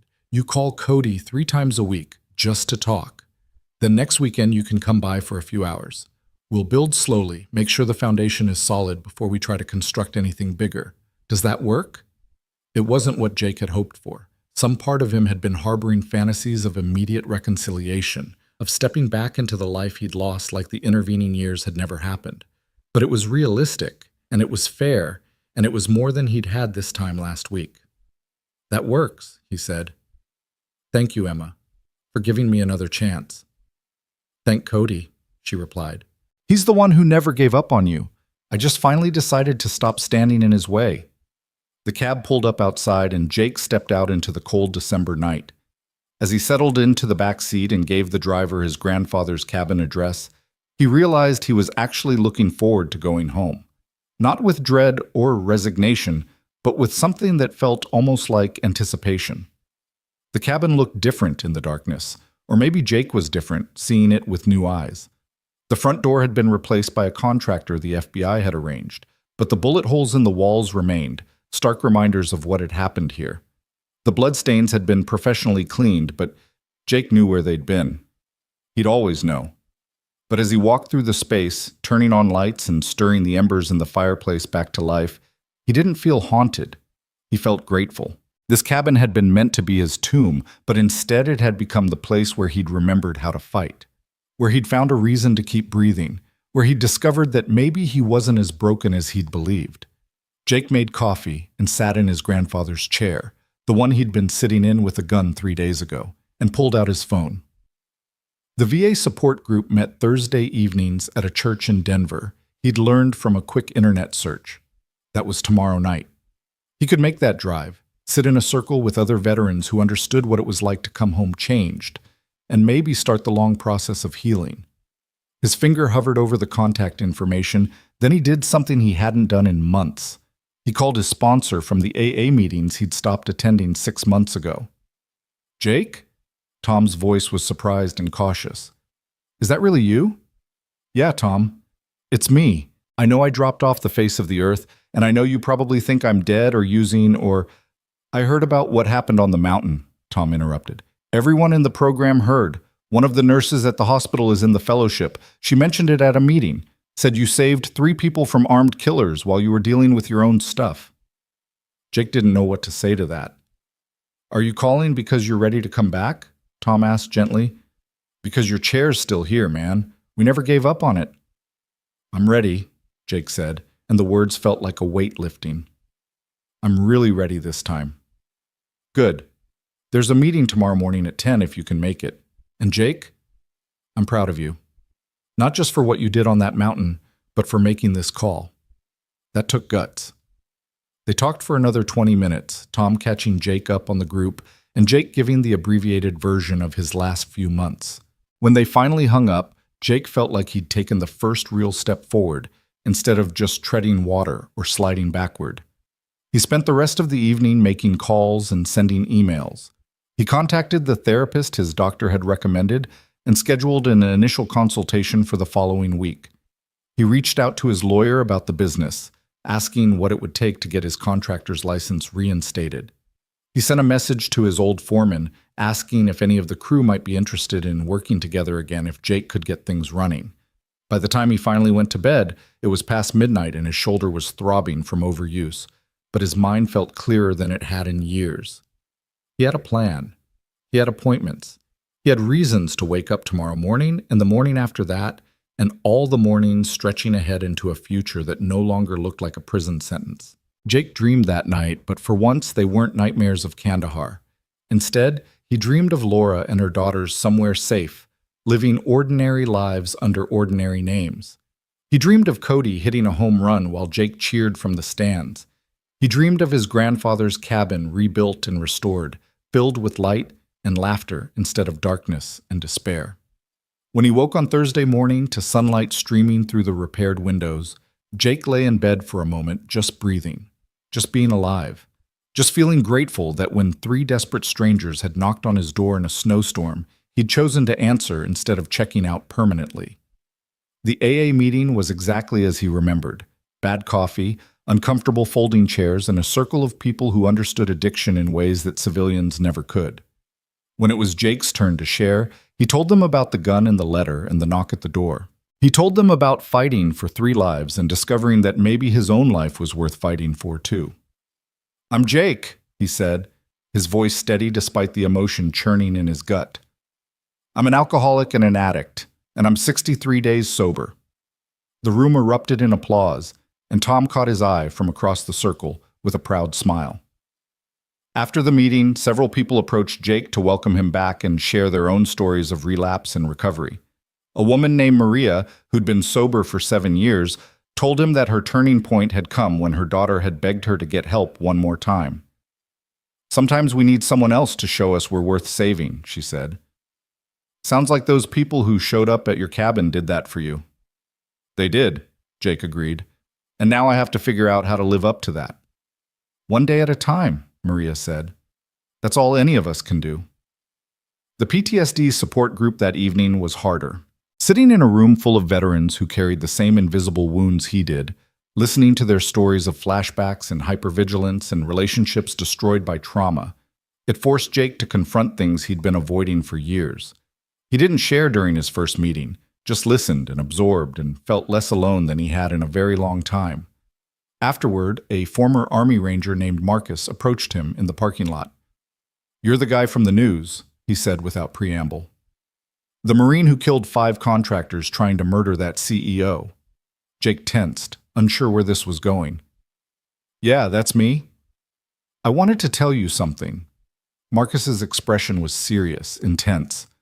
"I've been coming to these meetings for 2 years, and every single week I wonder if it's worth it. If any of this is worth it. If I should just end it and stop being a burden to everyone who has to deal with my broken ass." "Marcus, but then I heard what you did. How you were literally seconds from suicide when someone knocked, and you chose to fight instead. You chose to matter." Marcus's eyes were bright with unshed tears. "And I thought, if that guy can turn it around in the space of a few minutes, if he can go from wanting to die to being willing to die for strangers, then maybe I can figure out how to keep breathing for one more day." Jake didn't know what to say. He'd never thought of himself as inspirational, never imagined that his desperate last stand might mean something to anyone beyond the 3 people he'd saved. "You helped me," Marcus said simply.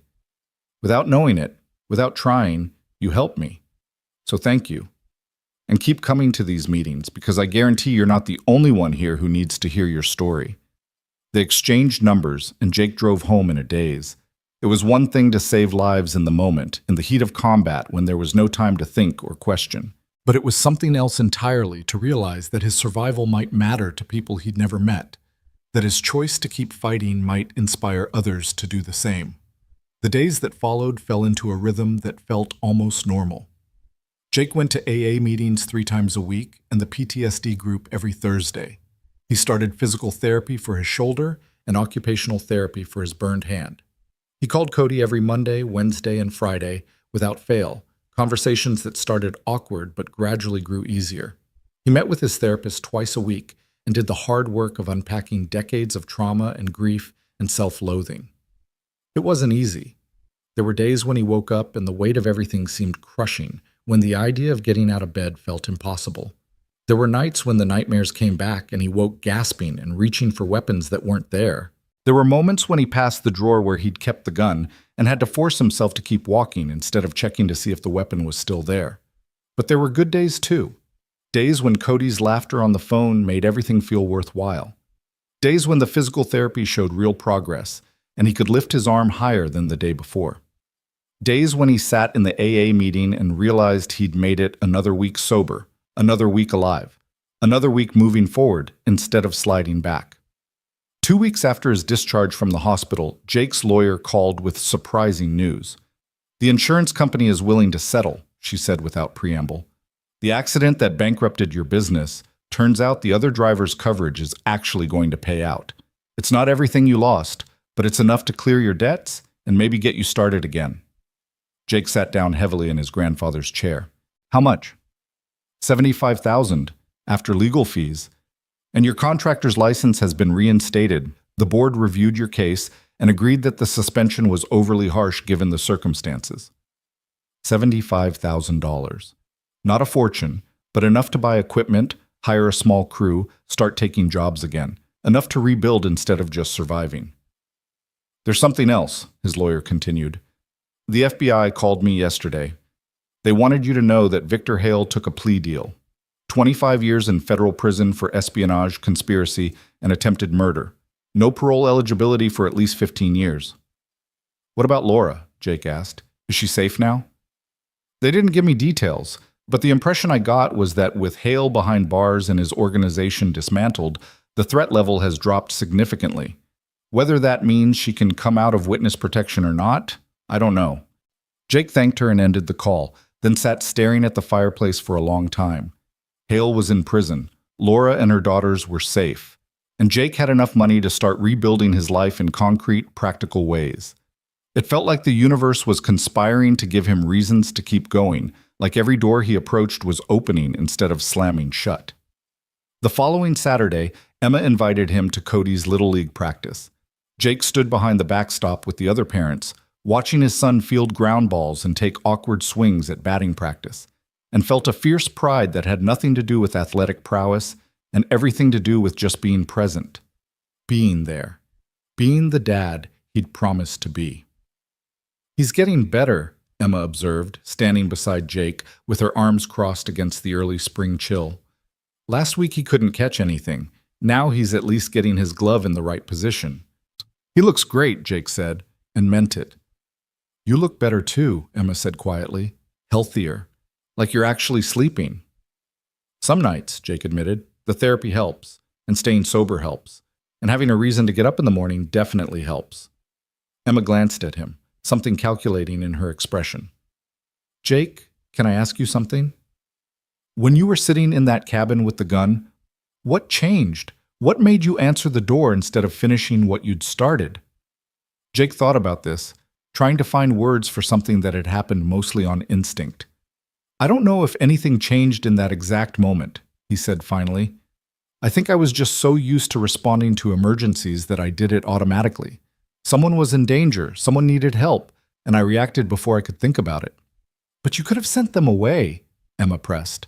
"After you saw what the situation was, you could have told them you couldn't help and closed the door." "I could have," Jake agreed.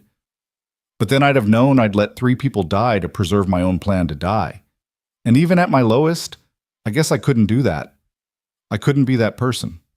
"You were never that person," Emma said. "That's what I've been trying to tell you for years.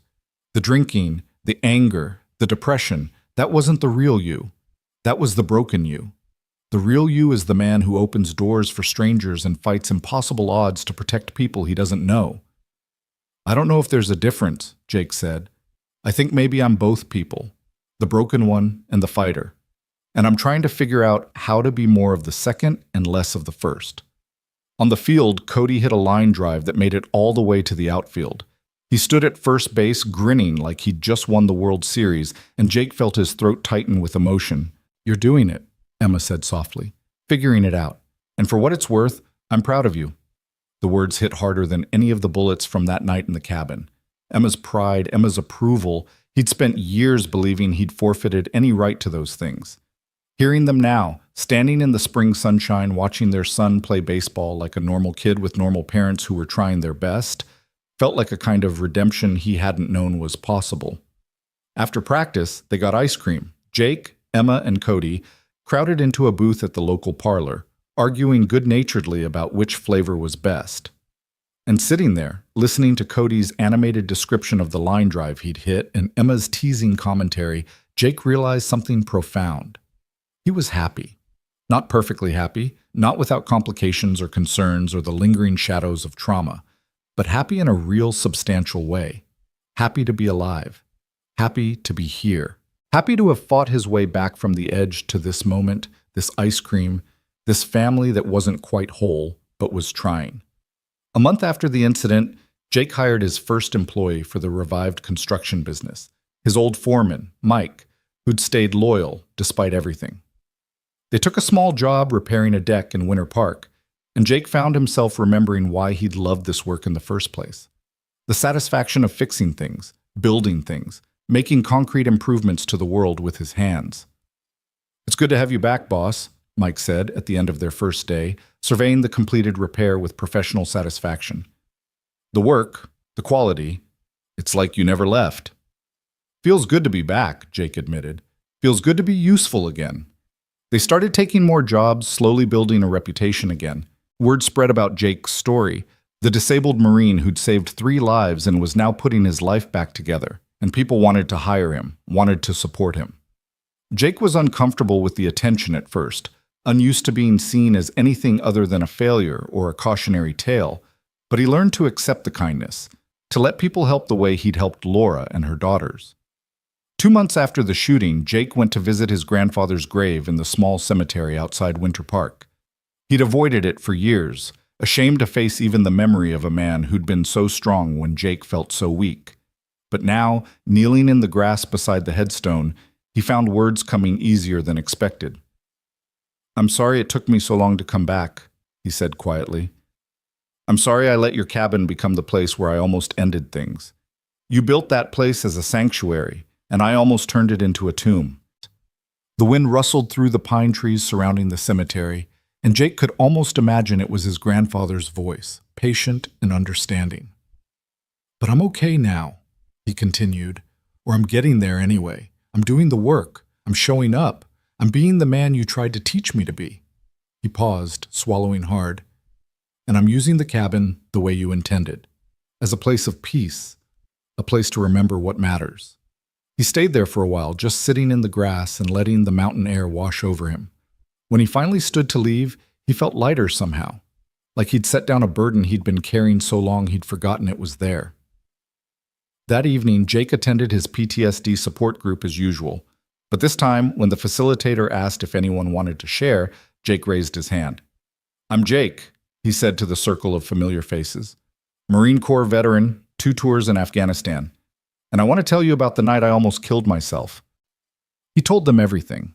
The bankruptcy, the divorce, the growing isolation and despair, the gun on the table, the letter to his son, the moment when he'd been seconds from pulling the trigger, and then the knock at the door, the strangers who needed help, the firefight that had somehow saved him from himself. "I'm not going to stand here and tell you that one good deed fixed everything," Jake said, "because it didn't. I still have nightmares. I still have days when getting out of bed feels impossible. I still struggle with feeling like I'm worth the space I take up in the world." He paused, looking around the circle at faces that reflected his own pain back at him. "But what that night taught me is that we never know when we're going to matter. We never know when someone's going to need exactly what we have to offer, even if what we have to offer is just a door that opens when they knock. And if we check out early, if we make that permanent choice, we rob ourselves of every moment that comes after, every chance to matter, every possibility of mattering." Marcus, the ranger who'd approached him after his first meeting, spoke up. "How do you keep going on the days when you can't see the point?" "Honestly, some days I just make it to the next AA meeting, or the next phone call with my son, or the next therapy session." Jake shrugged. "I break it down into smaller pieces until it feels manageable. And I remind myself that Laura and her daughters are alive because I didn't pull that trigger. That my son still has a father because I opened a door instead. That maybe, somewhere down the line, I'll matter to someone else in a way I can't predict or plan for. After the meeting, several people thanked Jake for sharing, said his words had helped them. One woman told him she'd been planning her own exit that week, but would give it another few days now. Another veteran asked Jake to be his sponsor, said he needed someone who understood both the military trauma and the civilian struggle. Jake agreed to all of it, humbled and slightly overwhelmed by the idea that his pain and survival might serve a purpose beyond just his own redemption. 3 months after Christmas Eve, Emma called with unexpected news. "Cody wants you to come to his spring concert at school," she said. "He's playing trumpet in the band, and he specifically asked if his dad would be there." Jake's schedule showed a big job that day, a full kitchen renovation that couldn't be easily rescheduled, but he didn't even hesitate. "I'll be there. Front row." "Jake, you don't have to eat—" "Yes, I do," he interrupted gently. "I've missed too many things already. I'm not missing this." He showed up at Cody's school in clean clothes with his hair combed, and he sat in the uncomfortable auditorium seat surrounded by other parents and felt utterly content. When Cody's class took the stage and began their stumbling rendition of a pop song arranged for middle school band, Jake found himself blinking back tears. His son was up there, alive and healthy and normal and doing all the things that normal kids do. And Jake was here to witness it, not drunk, not absent, not dead in a mountain cabin, but present and sober and grateful beyond words for the chance to be part of this mundane, beautiful moment. After the concert, Cody ran to him with shining eyes. "Did you hear me? I only messed up twice." "You were incredible," Jake said, pulling his son into a careful hug. "Best trumpet player up there." "That's not true. Kevin is way better, but thanks, Dad." Cody beamed up at him. "Are you coming to dinner with us? Mom said we could get burgers if you want to come." Jake looked at Emma, who nodded permission. "Yeah, buddy, I'd love to." They went to a local burger place. The three of them crowded into a booth, and it felt so normal that Jake had to remind himself this was real. This wasn't a dream or a fantasy or something he'd lost forever. This was his life now, rebuilt from the ashes of what he'd almost destroyed. "Jake," Emma said as they were finishing their meals, "I've been thinking about something." "Yeah?" "The custody arrangement. I think we should make it more formal. Regular visitation, maybe every other weekend plus one evening a week. And summers. Maybe Cody could spend part of the summer with you, if you're comfortable with that." Jake set down his burger, his heart suddenly racing. "Are you serious?" "You've been showing up," Emma said simply. "For 3 months now, you've been consistent. You call when you say you will. You come to the things you promise to come to. You're sober, you're in therapy, you're doing the work." She paused. "You're being the father Cody deserves. And I think it's time we recognize that officially." "Yes," Jake said, his voice rough. "God, yes. I would love that." Cody looked between his parents with cautious hope. "Does this mean Dad's really back? Like, for real this time?" Jake reached across the table and took his son's hand. "For real this time, buddy. I promise."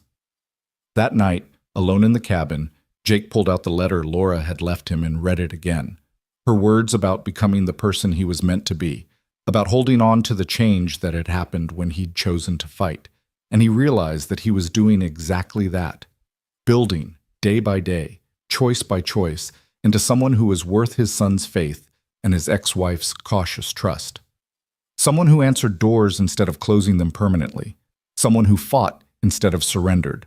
Someone who understood that mattering wasn't about grand heroic gestures, though those had their place, but about showing up consistently for the small, ordinary moments that actually constituted a life.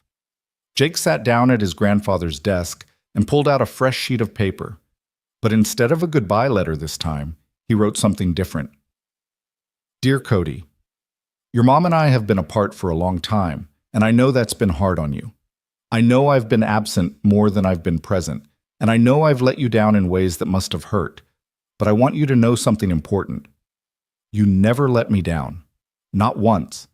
Even when I was at my worst, even when I didn't deserve it, you kept believing I could be better. You kept hoping I would come back. And that hope, that faith you had in me, it saved my life. I'm writing this to make you a promise, not a promise that I'll be perfect, because I won't be. Not a promise that there won't be hard days, because there will be, but a promise that I will keep showing up. I will keep fighting to be the dad you deserve. I will keep choosing to be present in your life, no matter how difficult it gets. You drew me a picture that said, "My dad is brave." I'm going to spend the rest of my life trying to live up to that. I love you more than words can say. Dad. He folded the letter carefully and put it in an envelope addressed to Cody. He'd give it to him this weekend when he came by for their newly official visitation. Not as a replacement for showing up, but as a supplement to it. As proof that he was thinking about these things, working on them, committed to the long process of rebuilding what he'd broken. Jake looked around the cabin, at the repaired windows, at the patched bullet holes, at the space that had almost been his final monument to failure, but had instead become the birthplace of his second chance. And he felt something he hadn't felt in years. He felt proud, not of the violence or the killing or the drama of that night, but of the choice he'd made when someone knocked. The choice to open instead of close, to fight instead of surrender, to live instead of die. And he felt ready for whatever came next because he finally understood the truth Laura had tried to tell him in her letter. Redemption wasn't about one dramatic moment. It was about the accumulation of smaller choices, made day after day to be better than you were yesterday, to keep the door open, to keep fighting, to keep showing up. Jake Mason was alive, and for the first time in a long time he was glad about it. 6 months had passed since that Christmas Eve, when Jake's life had split into before and after, and he stood now in the lobby of the federal courthouse in Denver, holding a folder of paperwork that represented everything he'd built back from nothing. The custody modification hearing was scheduled for 10 o'clock, and Emma had texted him twice already to make sure he remembered, as if he could possibly forget the day that would officially recognize him as a present, functioning father again. His phone buzzed with another message, this time from Cody. "Good luck, Dad. Mom says if the judge says yes, we can get ice cream after." Jake smiled and typed back. "The judge is definitely saying yes. Start thinking about what flavor you want." The confidence wasn't bravado. His lawyer had assured him that the modification was essentially a formality at this point. 6 months of clean drug tests, consistent therapy attendance, steady employment, and 0 missed visitations had built a case file that spoke for itself. Emma was supporting the change, which eliminated any potential conflict. The judge would review, ask a few questions, and sign the papers that would give Jake joint custody with graduated parenting time. "Jake Mason?" A bailiff appeared in the hallway. "Judge Morrison is ready for you." The hearing itself was anticlimactic in the best possible way. Judge Morrison, a woman in her 60s with sharp eyes and a no-nonsense demeanor, reviewed the file while Jake sat beside his lawyer at the defendant's table. Emma sat on the other side with her own attorney, and the whole proceeding felt more like a business meeting than the emotional reckoning Jake had been bracing himself for. "Mr. Mason," the judge said finally, looking up from the paperwork. "I've reviewed your history with the court, and I'll be frank. 18 months ago, I would have denied this petition without hesitation. Your record showed substance abuse, untreated PTSD, financial instability, and concerning behavior that put your son at risk." Jake's stomach clenched, but he kept his expression neutral.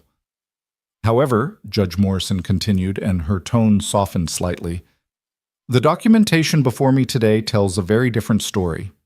6 months of sobriety, confirmed by random drug testing, consistent mental health treatment with measurable progress, stable employment and housing, and most importantly, 6 months of reliable, engaged parenting during your supervised visits." She paused. "Ms. Mason, you're supporting this modification?" Emma stood. "I am, Your Honor. Jake has done everything we asked of him and more. He's proven that he's committed to being a good father, and Cody deserves to have both his parents actively involved in his life." The judge nodded and signed the papers with a flourish. Joint legal custody is granted, with a graduated parenting time schedule beginning with alternate weekends and expanding to include summer visitation after 1 year of successful transition. "Mr. Mason, I'm going to be very clear with you. This is your second chance. If you relapse, if you miss scheduled visitations, if you give me any reason to believe you're putting your son at risk, I will reverse this order without hesitation. Do you understand? Yes, Your Honor, Jake said, his voice steady despite the emotion churning in his chest. I understand, and I won't let you down, or my son. See that you don't. Judge Morrison's expression softened into something almost like approval. Good luck, Mr. Mason. Not everyone gets the opportunity to rebuild what they've broken. Make the most of it. Outside the courthouse, Emma turned to Jake with a smile that was complicated but genuine. You did it. You really did it. We did it, Jake corrected. You could have fought this. You could have made it impossible. Thank you for believing I could change. Cody believed it first, Emma said. I just finally caught up. She glanced at her watch. I have to get back to work, but Cody's expecting you to pick him up from school at 3. First official custody pickup. Are you ready? I've been ready for 6 months, Jake said. But yeah, I'm ready. He spent the intervening hours at a job site, finishing up a bathroom renovation for a client in Boulder. Mike had taken on most of the day-to-day management of the business, which freed Jake up to focus on the more complex projects and maintain the therapy schedule that had become the backbone of his recovery. They'd hired 2 more employees in the past month, and the calendar was booked solid through the end of summer. The business wasn't just surviving, it was thriving. At 2:45, Jake cleaned up, changed into a fresh shirt he'd brought for the occasion, and drove to Cody's school. He'd picked his son up before during the supervised visits, but this felt different. This was official. This was the first day of what would hopefully be many years of shared custody, of being the kind of father who showed up not because a court mandated it, but because he wanted to. Cody exploded out of the school building at 3:07, backpack bouncing, and ran straight to Jake's truck. Dad, did the judge say yes? The judge said yes, Jake confirmed, and Cody let out a whoop that made several other parents turn to stare. Can we go to the cabin this weekend? Mom said if you got custody, I could stay overnight with you, and I want to see where you fought the bad guys. Jake had been dreading this question. The cabin held complicated memories, both the darkest moment of his life and the moment that had pulled him back from the edge.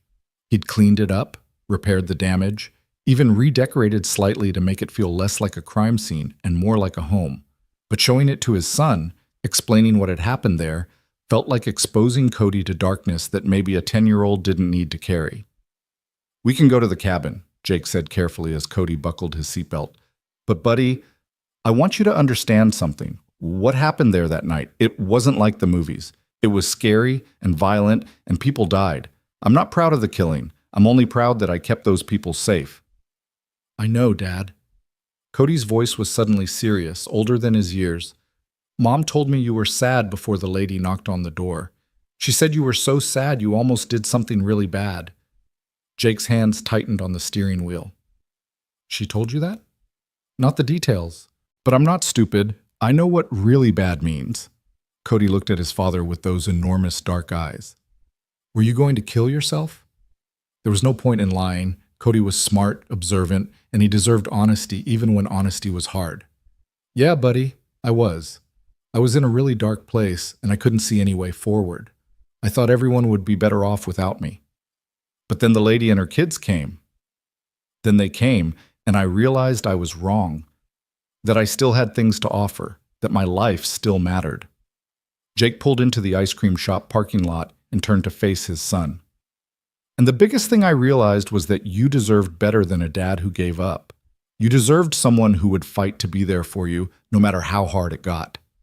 Cody was quiet for a long moment, processing this.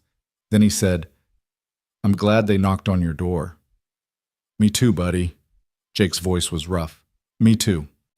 They got ice cream, Rocky Road for Cody, plain vanilla for Jake, and sat in a booth talking about school and baseball and Cody's upcoming birthday. Normal father-son conversation, the kind Jake had once thought he'd lost the right to forever. And sitting there listening to his son's animated description of a science project involving volcanoes, Jake felt a profound sense of gratitude that still sometimes caught him off guard. He was here. He was sober. He was present. He was doing the thing he'd once believed was impossible. That Friday evening, Jake picked Cody up for their first official overnight visit. They stopped at the grocery store to buy supplies for breakfast, and Cody insisted on choosing everything himself. chocolate chip pancake mix, bacon, orange juice, and a cantaloupe that he promised he knew how to cut, even though Jake had serious doubts. The drive up to the cabin was beautiful in the late spring evening, the mountains painted gold by the setting sun. Cody chattered the whole way, pointing out landmarks and asking questions about the wildlife. When they finally pulled up to the cabin, he went silent, staring at the building with wide eyes. "This is it?" he asked quietly. "This is it," Jake confirmed. They went inside, and Jake watched his son take in the space, the repaired windows, the patched walls, the furniture that had been rearranged and updated. The cabin looked different than it had that Christmas Eve, but the bones were the same. This was still the place where Jake had almost ended his story, and the place where 3 strangers had given him reason to continue it. "Where did you fight them?" Cody asked, his voice hushed like they were in a museum. Jake pointed to various locations. "1 came through that window, 2 came through the front door after they blew it open.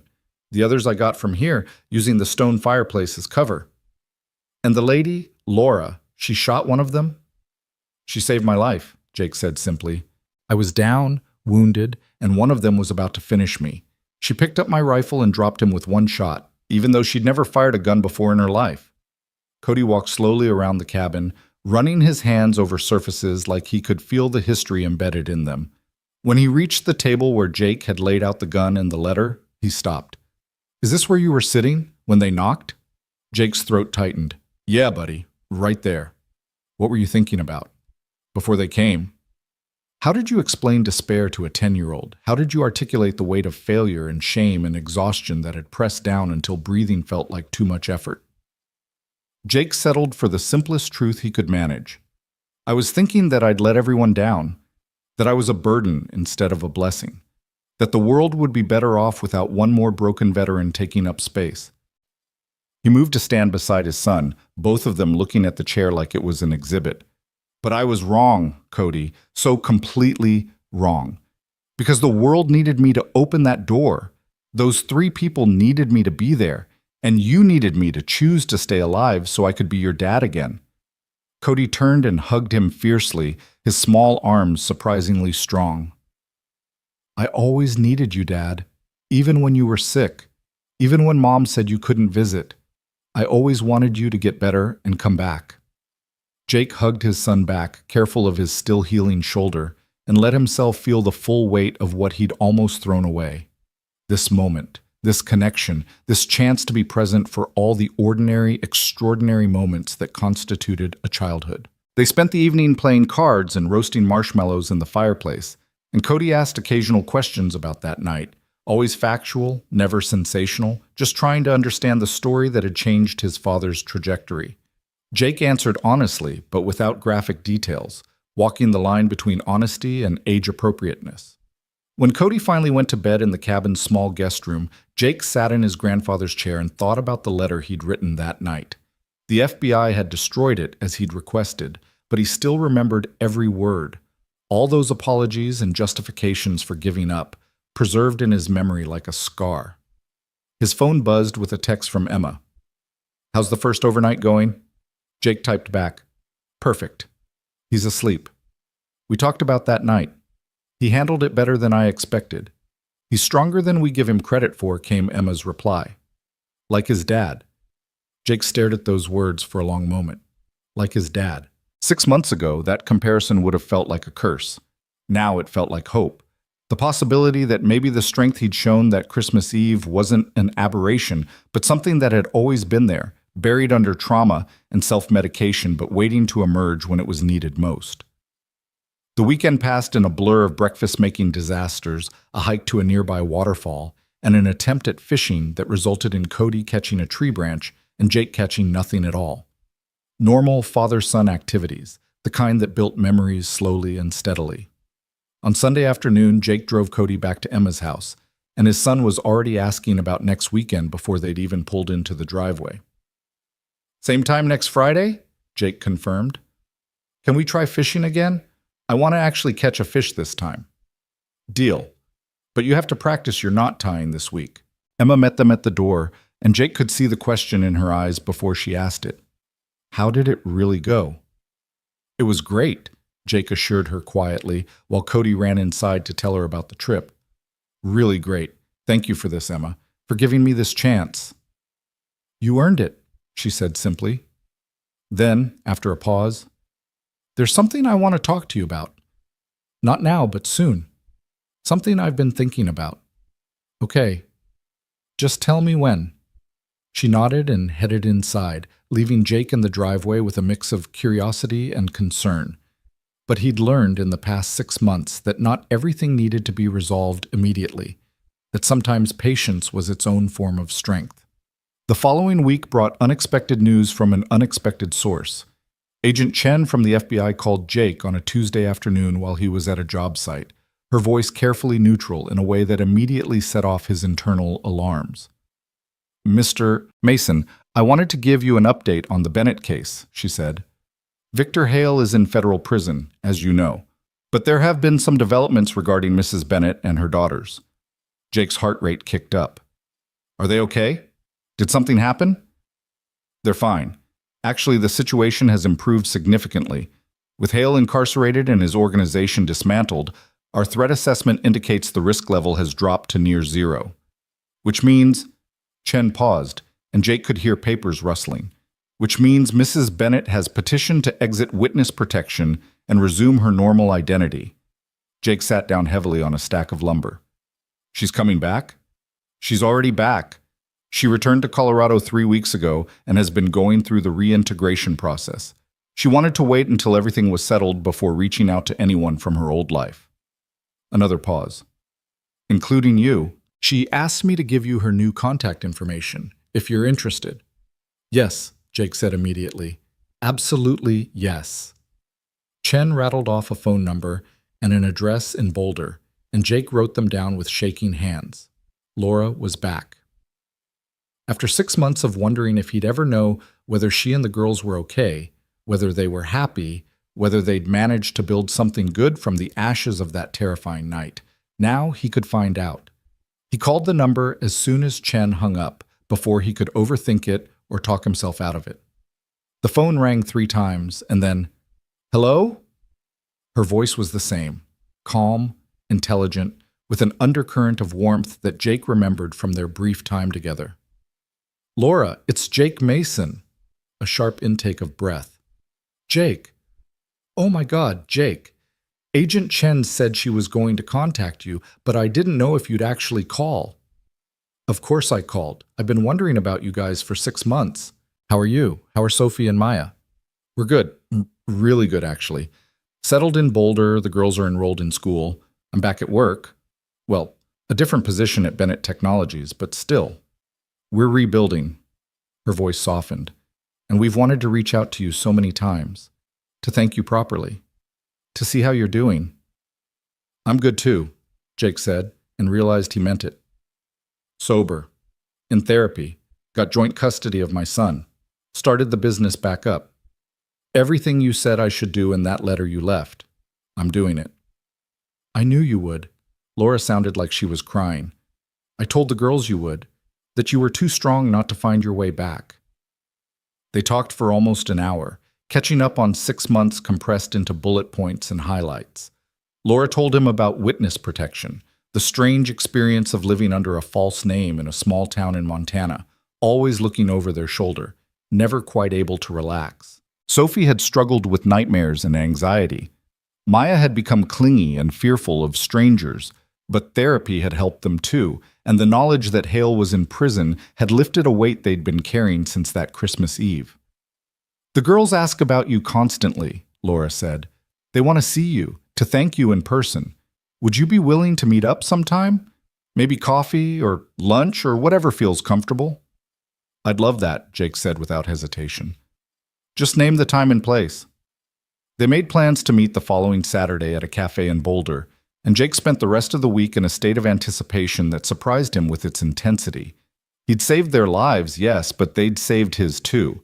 And he'd spent 6 months wondering if he'd ever get to see the results of that mutual rescue, ever get to know if the fight had been worth it beyond just the immediate survival. Saturday arrived with unusual spring warmth, and Jake drove to Boulder dressed in his best jeans and a button-down shirt that Emma had helped him pick out. The cafe was one of those trendy places with reclaimed wood and expensive coffee drinks, and Jake felt distinctly out of place until he spotted them through the window. Laura sat at a corner table with Sophie and Maya on either side of her, and all three of them looked healthy and whole, and nothing like the desperate, terrified people who'd pounded on his door 6 months ago. They'd put on weight, their faces had filled out, and there was a lightness to their body language that spoke of safety reclaimed. When Laura saw him, she stood so quickly she nearly knocked over her coffee. Sophie and Maya turned, and Maya let out a squeal that was definitely too loud for the refined cafe atmosphere. "Jake!" She launched herself at him before he'd fully entered, wrapping her arms around his waist with the kind of enthusiasm that only 7-year-olds could manage. "You came! You really came!" Sophie was more reserved but no less emotional, waiting her turn to hug him with tears streaming down her face. "Thank you," she whispered against his shirt. "Thank you for saving us." Laura approached last, and for a moment they just stood there looking at each other. Then she embraced him carefully, mindful of his still healing injuries, and Jake could feel her shaking. "I didn't think I'd ever see you again," she said against his shoulder. "I thought that night would be the only time, that we'd just be ghosts to each other, always wondering." "Me too," Jake admitted, "but I'm really glad Agent Chen called." They settled at the table, and the girls peppered Jake with questions faster than he could answer them. How was his shoulder? Had his hand healed properly? Did he still live in the cabin? Had he gotten in trouble for shooting those men? The questions were frank and curious, without the traumatized edge Jake had worried about. "We're in therapy," Sophie explained when Jake commented on how well they seemed to be doing. "Dr. Rodriguez helps us talk about scary things so they don't stay scary.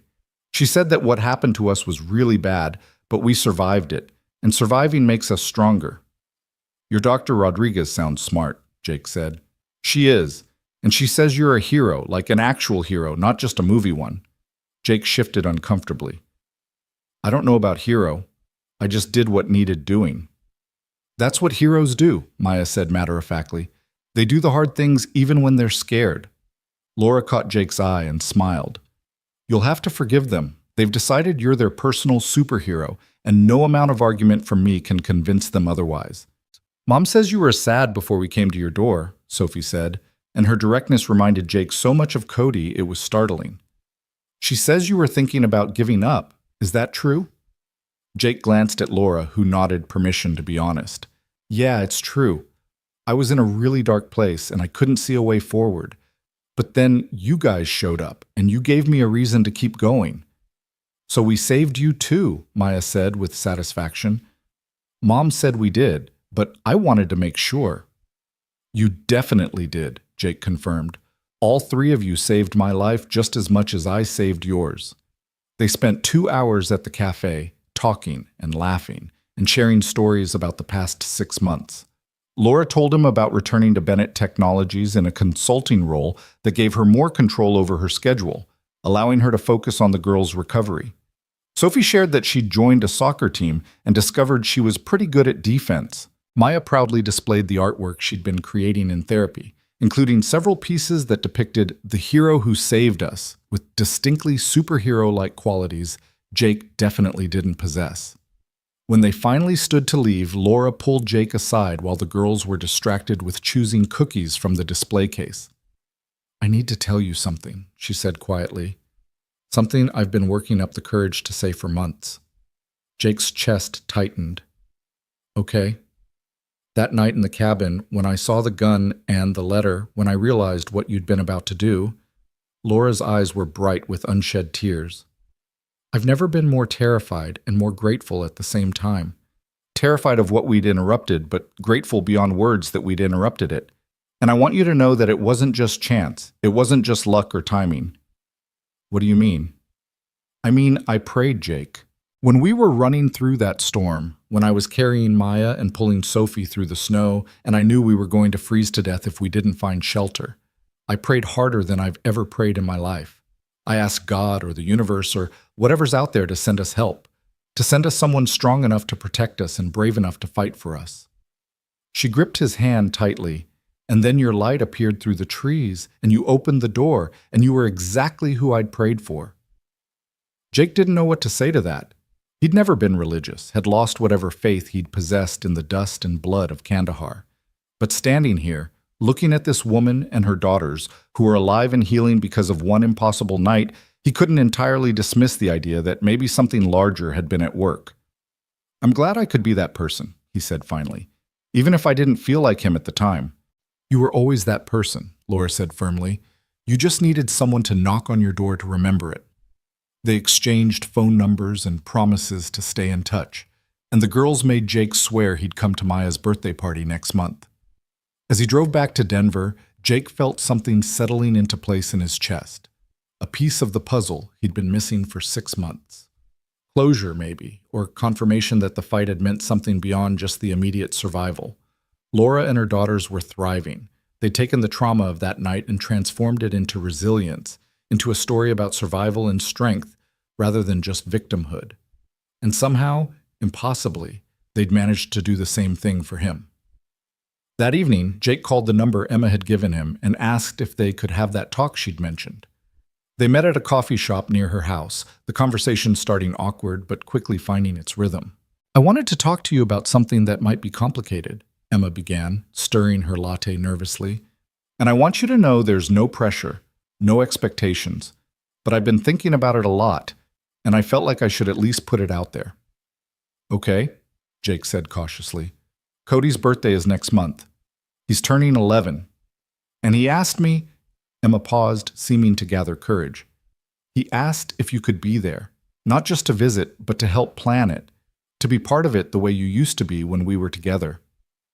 "Of course I want to be there," Jake said immediately. "I wouldn't miss it." "That's not all." Emma met his eyes. "He asked if we could have the party together, the 3 of us, like a family."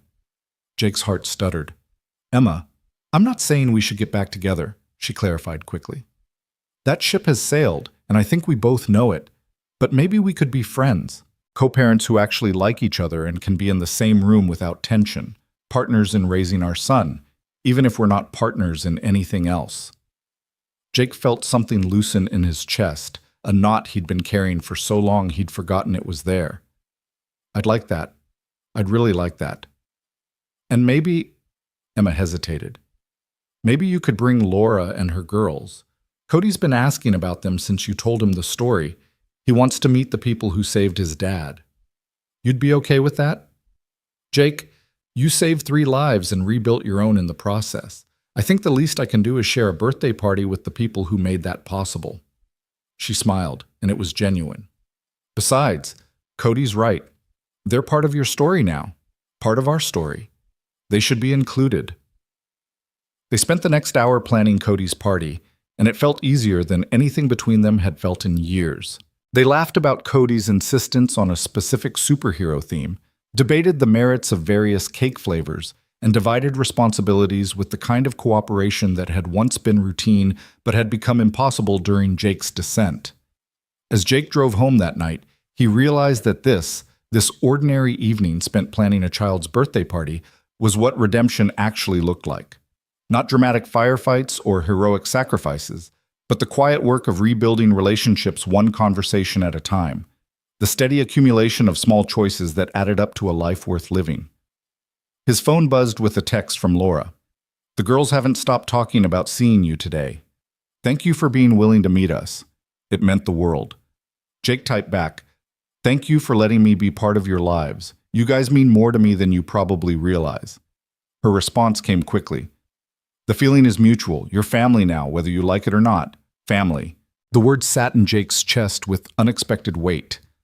6 months ago, he'd been convinced he had nothing and no one, that he was alone in his suffering, isolated by choices and circumstances he couldn't overcome. But somehow, impossibly, he'd accumulated a family that extended beyond biology and marriage certificates. Cody and Emma, rebuilding trust and connection slowly but surely. Laura and her daughters, bound to him by shared trauma and mutual rescue. The veterans in his support group, fighting the same battles he was fighting. His employees, who'd taken a chance on a broken man trying to put himself back together. Even Marcus, the Army Ranger who'd approached him after his first PTSD meeting, and who now called him weekly to check in and share progress. None of these connections looked like what Jake had imagined family should look like, but they were real, and they were solid, and they were built on honesty and effort rather than obligation and history. That night, Jake sat in his grandfather's chair and pulled out his journal, a practice his therapist had recommended and he'd initially resisted but had grown to value. He wrote about the meeting with Laura and the girls, about Emma's invitation to co-parent as friends, about the steady accumulation of evidence that his life had value and purpose beyond just survival.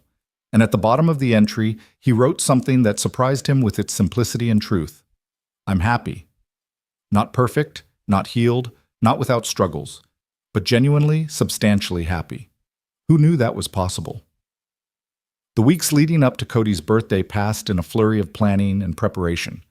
Jake worked with Emma to organize the party, and they fell into an easy rhythm that reminded him of the early days of their marriage before war and trauma had poisoned everything. Laura and her daughters were invited, as were several of Cody's school friends and Emma's family members who'd written Jake off years ago but were cautiously willing to give him another chance. Jake spent a weekend building Cody a treehouse in Emma's backyard, something his son had wanted for years but they'd never gotten around to completing. He worked through the physical pain in his shoulder and the lingering stiffness in his burned hand, and the labor felt like penance and celebration combined. Every nail he drove, every board he secured, felt like a promise kept, like proof that he could build instead of just breaking things. When Cody saw the finished treehouse the day before his birthday, his face lit up with pure joy. "Dad, it's perfect. Can I sleep in it tonight?" "That's between you and your mom," Jake said, wiping sweat from his forehead. "But I built it solid. It'll hold you." Cody climbed the ladder immediately, disappearing into the small structure, and Jake heard him whooping with delight. Emma appeared beside him, surveying his work with an appraising eye. "It's beautiful," she said. "Really beautiful. You always were good with your hands." "Thanks for letting me build it here," Jake said. "I know this is your house, your space. I appreciate you welcoming me into it." "You're Cody's father," Emma said simply. "This is where he lives, which means you should be welcome here. I should have remembered that sooner." The party itself was chaos in the best way possible. A dozen 11-year-olds hopped up on sugar and excitement, running through the yard playing elaborate games only they understood the rules to. Laura arrived with Sophie and Maya, and the girls immediately gravitated toward Cody, who'd been nervously anticipating meeting them for weeks. "You're the ones my dad saved," he announced proudly, and Jake winced at the lack of subtlety. But Sophie just grinned. "Yeah, and you're the kid who saved him by never giving up. Your dad talks about you all the time." Jake watched the 4 kids disappear toward the treehouse, and Laura moved to stand beside him. "They're going to be fine," she observed. "All of them. We worried so much about the trauma, about lasting damage. But kids are resilient in ways adults forget." "I'm starting to figure that out," Jake agreed. Emma joined them, holding a tray of lemonade, and for a moment the 3 of them stood together watching the party unfold. An ex-wife, a woman Jake had known for exactly 1 night 6 months ago, and Jake himself, 3 people thrown together by crisis and choosing to build something positive from it. "This is nice," Emma said quietly. "All of us here, celebrating. It feels right." "It does," Laura agreed. Then with a mischievous glance at Jake, "Though I should warn you, Emma, Jake cries at birthday parties. I've seen it." "He always did," Emma confirmed, and Jake realized with horror that they were ganging up on him. "I do not cry at birthday parties," he protested. "You're tearing up right now," Laura pointed out. Jake touched his face and found she was right. "Damn it. That's just allergies or dust from the construction." Both women laughed, and the sound was so warm and genuine that Jake found himself laughing too. This was his life now. This strange patchwork family assembled from wreckage and second chances.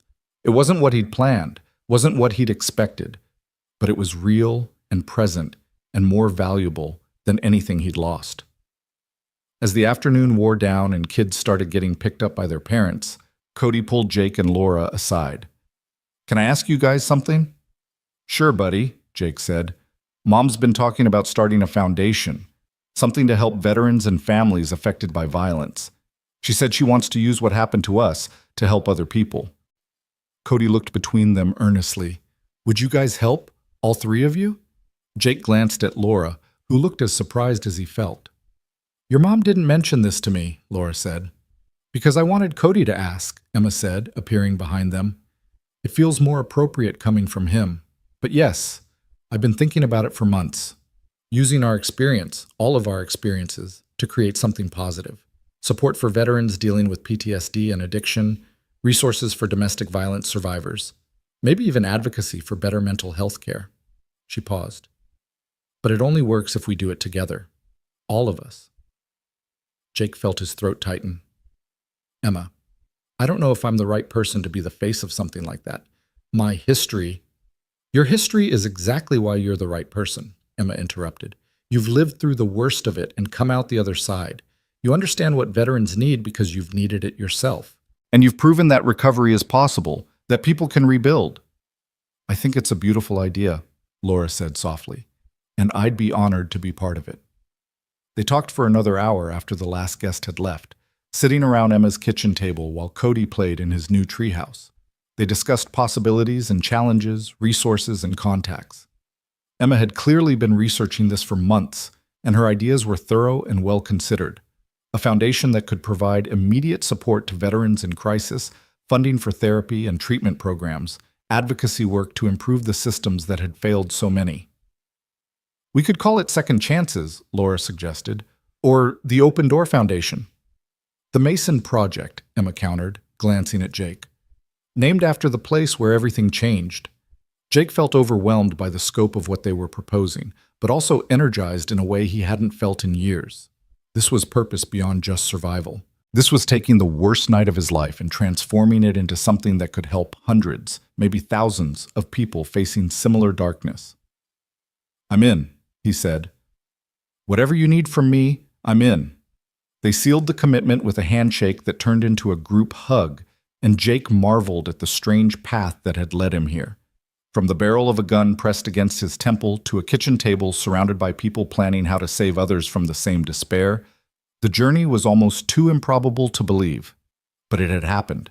It was happening, and Jake was determined to make the most of every impossible second. 1 year after that Christmas Eve, when Jake's life had been measured in seconds before the knock came, he stood at a podium in a Denver hotel ballroom facing 200 people who'd gathered for the inaugural fundraising gala of the Open Door Foundation. His hands were sweating despite the air conditioning, and the speech he'd practiced a dozen times suddenly felt inadequate for the moment. But Emma was in the front row with Cody. Laura sat beside them with Sophie and Maya, and scattered throughout the audience were faces from his AA meetings, his PTSD support group, veterans he'd connected with through the foundation's early outreach efforts. People who knew his story not from news reports, but from lived experience. He cleared his throat and began. "A year ago tonight, I was sitting in my grandfather's cabin with a loaded gun and a letter to my son, convinced that the world would be better off without me in it. I'd lost my business, my marriage, my sense of purpose. I was drowning in PTSD and addiction, and I couldn't see any way forward, so I decided there wasn't going to be a forward." Jake paused, letting the words settle. "But then 3 strangers knocked on my door in a snowstorm, and everything changed." He told them the story, not the sanitized version that had appeared in news articles, but the real one. The desperation in Laura's voice, the terror in her daughter's eyes.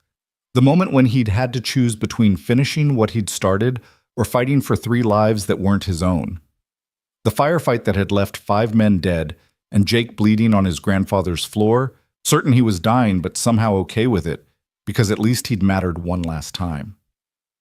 "I didn't save Laura and Sophie and Maya because I was brave," Jake said, his voice carrying across the silent ballroom. "I saved them because something in me, some last remaining piece that hadn't been destroyed by war and addiction, couldn't let them die. And in saving them, they saved me right back. They gave me a reason to keep breathing when I'd run out of reasons." He looked at Laura, who was crying openly, and at Emma, who clutched Cody's hand so tightly her knuckles had gone white. The Open Door Foundation exists because of what happened that night. Because we, Laura, Emma, myself, and so many others who've joined this effort, believe that no veteran should face their darkest moment alone. No family should have to knock on doors desperately hoping someone will answer. No one should feel so broken that death seems like the only option. Jake's voice strengthened. "We're here to be the door that opens, the voice that answers, the hand that reaches out in the darkness and says, 'You're not alone, and we're going to fight this together.'" The applause started before he'd finished, building to a standing ovation that left Jake simultaneously humbled and energized. He stepped away from the podium and was immediately enveloped by Emma, who hugged him fiercely. "That was perfect," she whispered. "Absolutely perfect." Laura appeared beside them, mascara running down her face, and pulled Jake into an embrace. "You're going to save so many people," she said, "just like you saved us." The gala raised over $300,000, far more than they'd projected for their first event. Donors ranged from wealthy tech executives moved by Laura's corporate connections to working-class families who'd scraped together $50 because they'd lost someone to suicide and wished something like the open door had existed. By the end of the evening, they had commitments from 3 major mental health organizations to partner with them, pledges from a dozen therapists to provide reduced-cost services to veterans, and inquiries from 5 other cities interested in replicating their model. Jake spent hours talking to donors and volunteers, shaking hands and sharing abbreviated versions of his story so many times the words started to feel rehearsed. But every person who approached him had their own story too. A brother who'd come home from Iraq changed, a father who'd struggled with PTSD for decades, a friend who'd been found dead with a gun in his hand, and a note that said he just couldn't do it anymore. The need was vast and desperate, and for the first time in his life, Jake felt like he was part of something that actually mattered on a scale beyond just his own survival. Near the end of the evening, an older woman approached him hesitantly.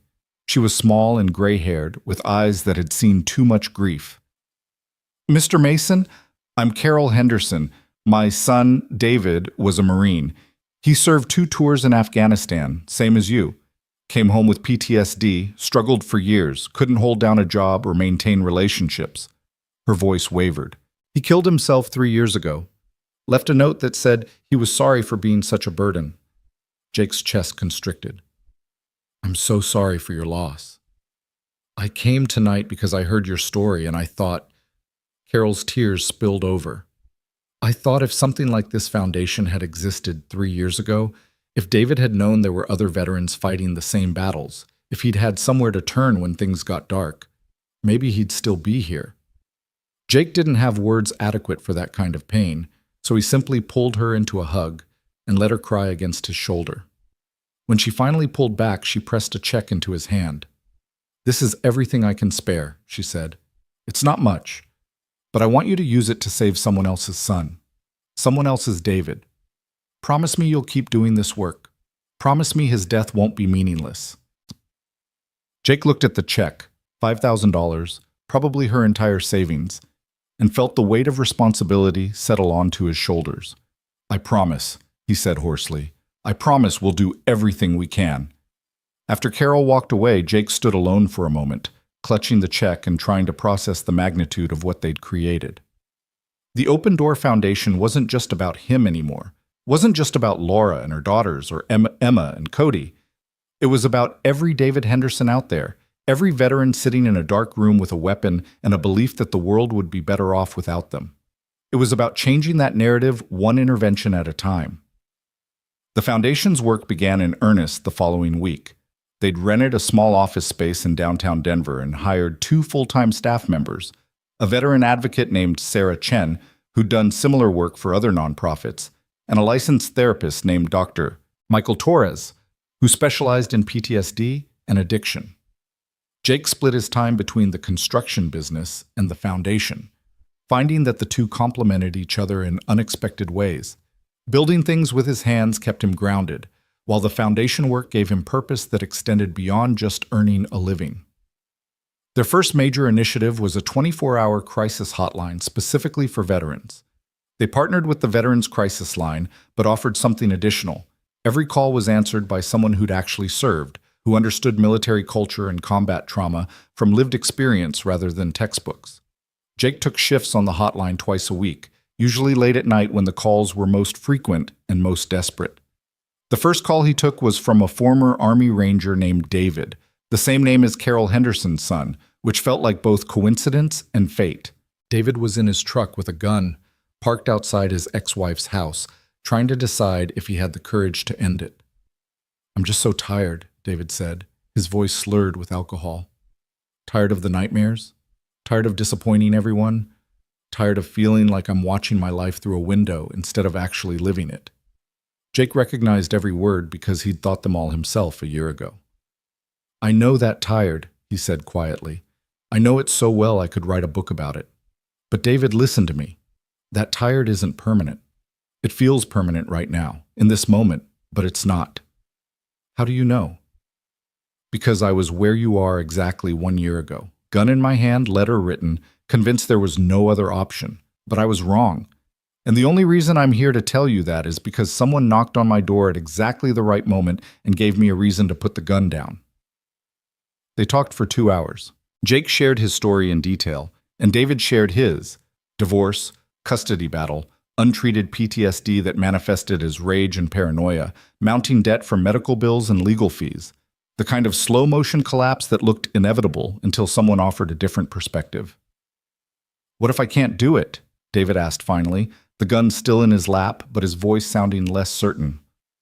"What if I try to get better and I fail?" "Then you try again," Jake said. "And if you fail again, you try again after that.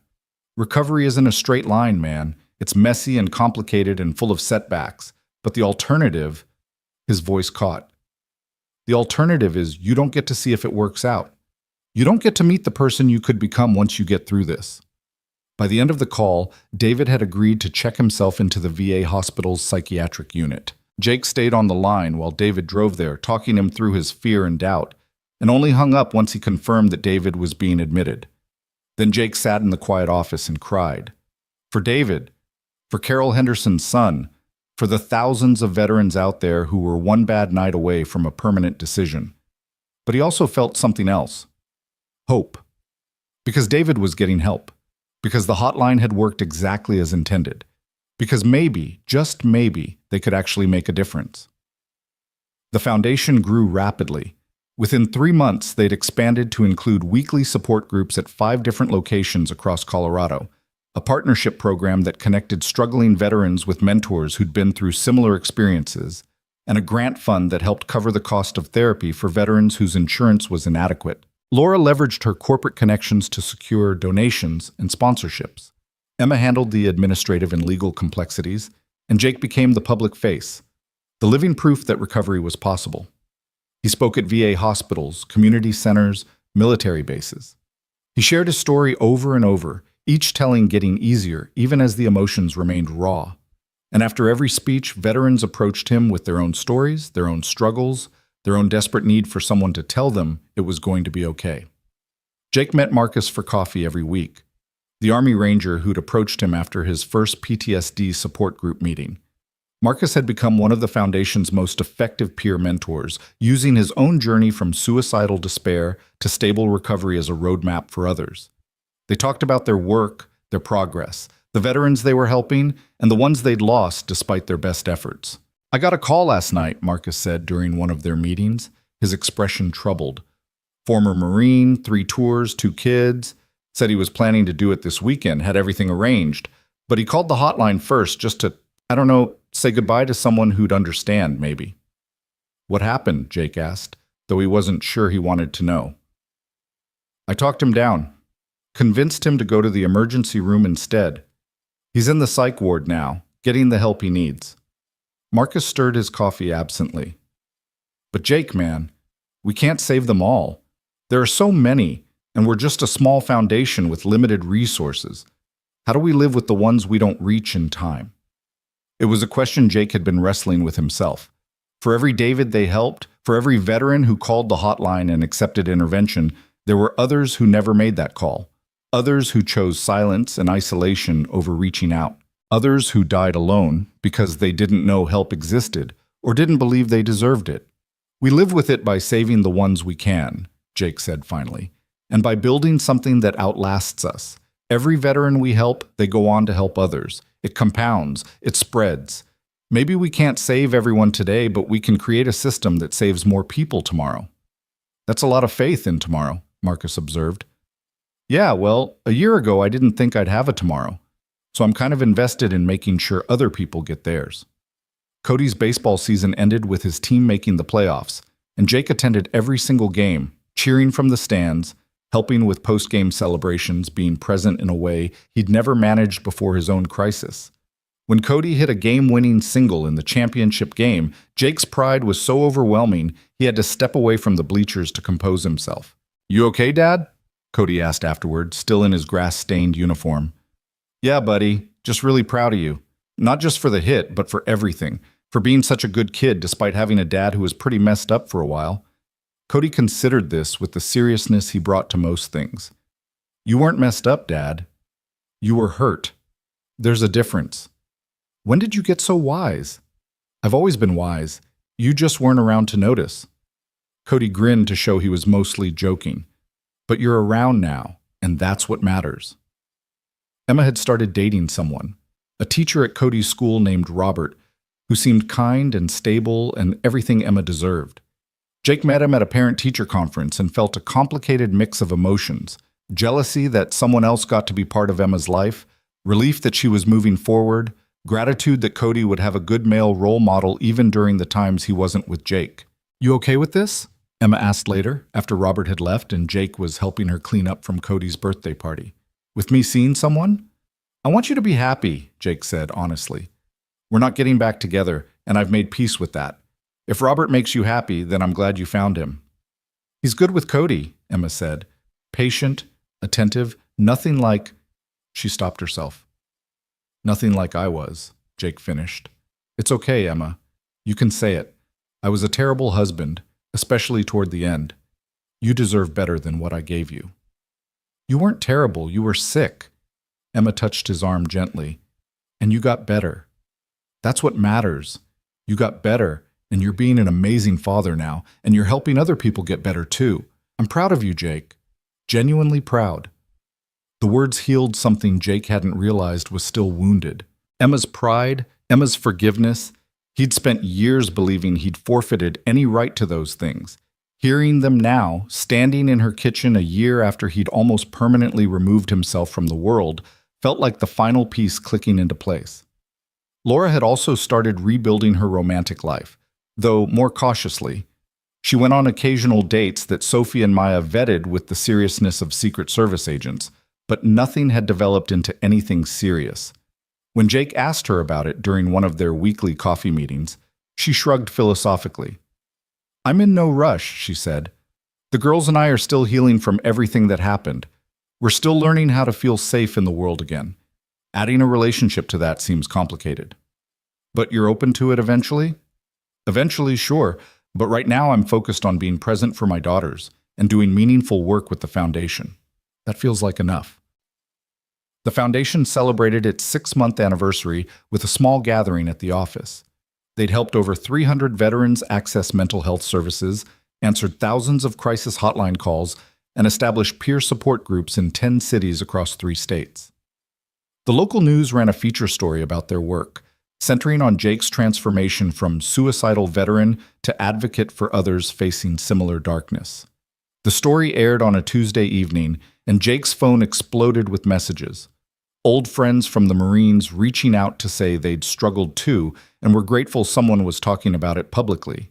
Veterans he'd never met thanking him for giving voice to experiences they'd thought were theirs alone. And one message that made him cry in the privacy of his truck. Carol Henderson, saying that watching the story had helped her feel connected to her son's memory in a way that brought comfort instead of just pain. But the message that surprised him most came from an unknown number. "Jake, it's Laura Bennett. Different phone, different life, but same gratitude. I'm so proud of what you've built. You've turned your darkest moment into light for so many others. That's not redemption, that's transformation. Love from all 3 of us." Jake saved the message and read it whenever doubt crept in, whenever the weight of responsibility felt too heavy, whenever he questioned whether any of this mattered. Laura's words reminded him that transformation was possible, that darkness could be alchemized into light, that the worst night of his life had somehow become the catalyst for the best work of his life. 18 months after Christmas Eve, Jake received a call from Dr. Torres asking him to come to the office immediately. He arrived to find a young Marine named Tyler sitting in the conference room, barely 23 years old, with hollow eyes and a discharge letter from the psychiatric ward crumpled in his fist. Tyler called the hotline last night, Dr. Torres explained.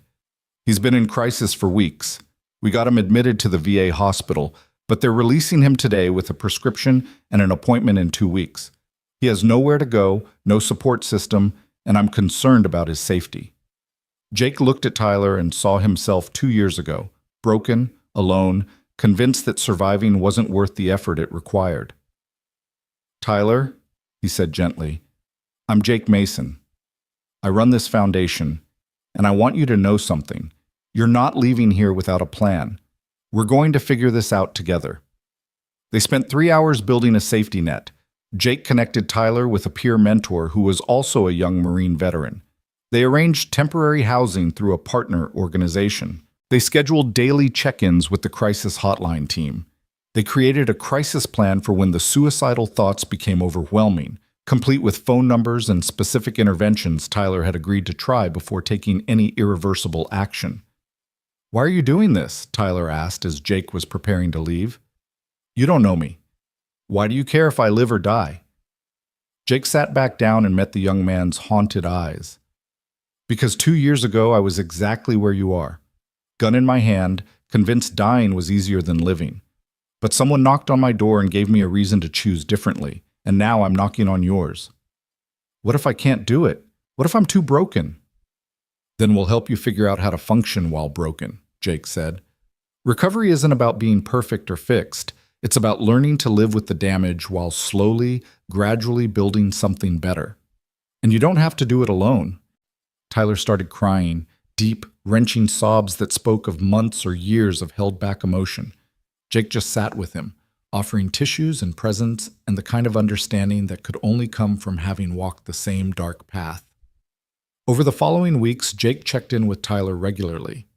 There were setbacks. Nights when Tyler called the crisis line at 2 a.m, days when getting out of bed felt impossible, moments when the gun Tyler had surrendered to the VA called to him like a siren song. But there were also victories. Tyler attended his first support group meeting and actually spoke. He started therapy with a trauma specialist. He got a part-time job at a hardware store and discovered he was good with customers. 3 months after their first meeting, Tyler showed up at the foundation office with a young woman he introduced as his sister. I wanted her to meet you, Tyler said.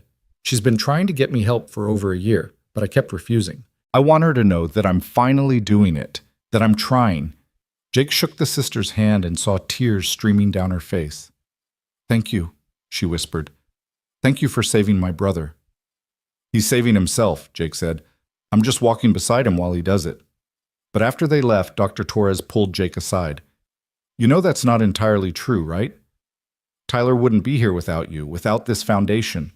You're saving people, Jake. Literally saving lives every single day. Jake thought about Carol Henderson's son, about all the veterans they hadn't reached in time, about the impossibility of saving everyone. Not everyone, he said quietly. No, not everyone. But everyone you do save, that's someone's son, someone's brother, someone's father who gets another chance. That matters. Even if you can't save them all, the ones you do save matter infinitely. The second anniversary of that Christmas Eve approached with a mix of emotion Jake struggled to articulate. 2 years since he'd sat with a gun and a letter, ready to exit permanently. 2 years of sobriety, therapy, hard work, and incremental healing. 2 years of learning how to live again instead of just surviving. The foundation organized a memorial event for veterans lost to suicide, a candlelight vigil in a Denver park where families could come and remember, where veterans could gather and commit to choosing life for one more day. Jake stood at the front holding a candle for Carol Henderson's son David, and around him stood 200 other people holding their own flames, their own memories, their own determination to keep fighting. Laura spoke at the vigil, her voice clear and strong as she shared her perspective as someone who'd witnessed Jake's transformation.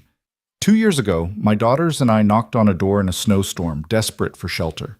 The man who answered was seconds from ending his own life, but he chose to fight for us instead. And in fighting for us, he saved himself.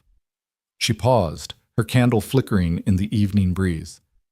That's what we're all here to do, fight for each other when fighting for ourselves feels impossible.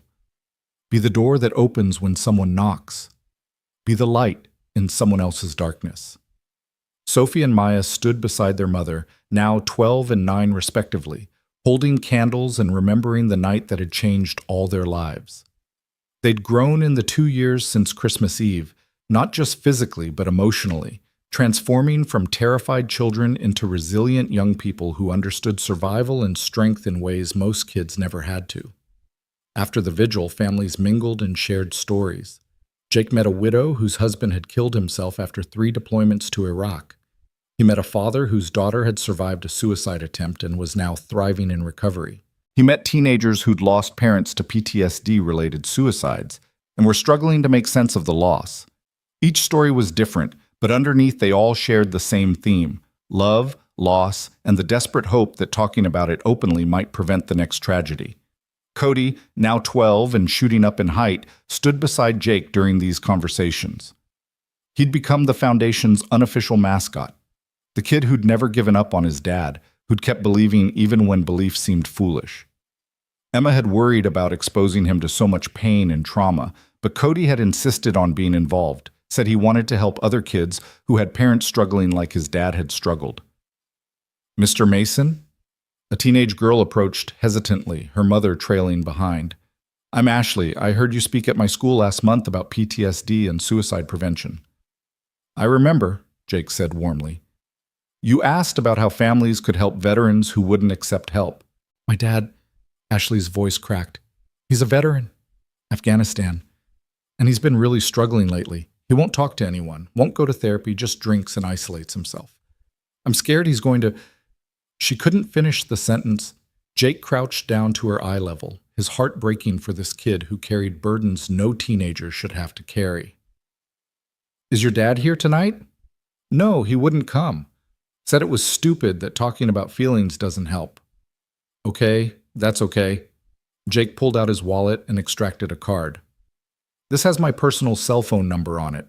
I want you to give it to your dad. Tell him a Marine who's been where he is wants to talk. No pressure, no judgment. If he calls, I'll answer. If he doesn't, that's okay too. But make sure he knows the option exists." Ashley took the card with trembling hands. "What if he won't call? What if he—" "Then you call me," Jake interrupted gently. "If you think your dad is in immediate danger, if you see signs that he's planning something, you call me day or night and I will personally come to your house and intervene. That's a promise." The mother was crying now, and she pulled Jake into a fierce hug. "Thank you. God, thank you. We've been so alone with this, so scared, and no one seems to understand." "You're not alone anymore," Jake said firmly. "That's why this foundation exists, so no one has to face this alone." 3 days later, Ashley's father called.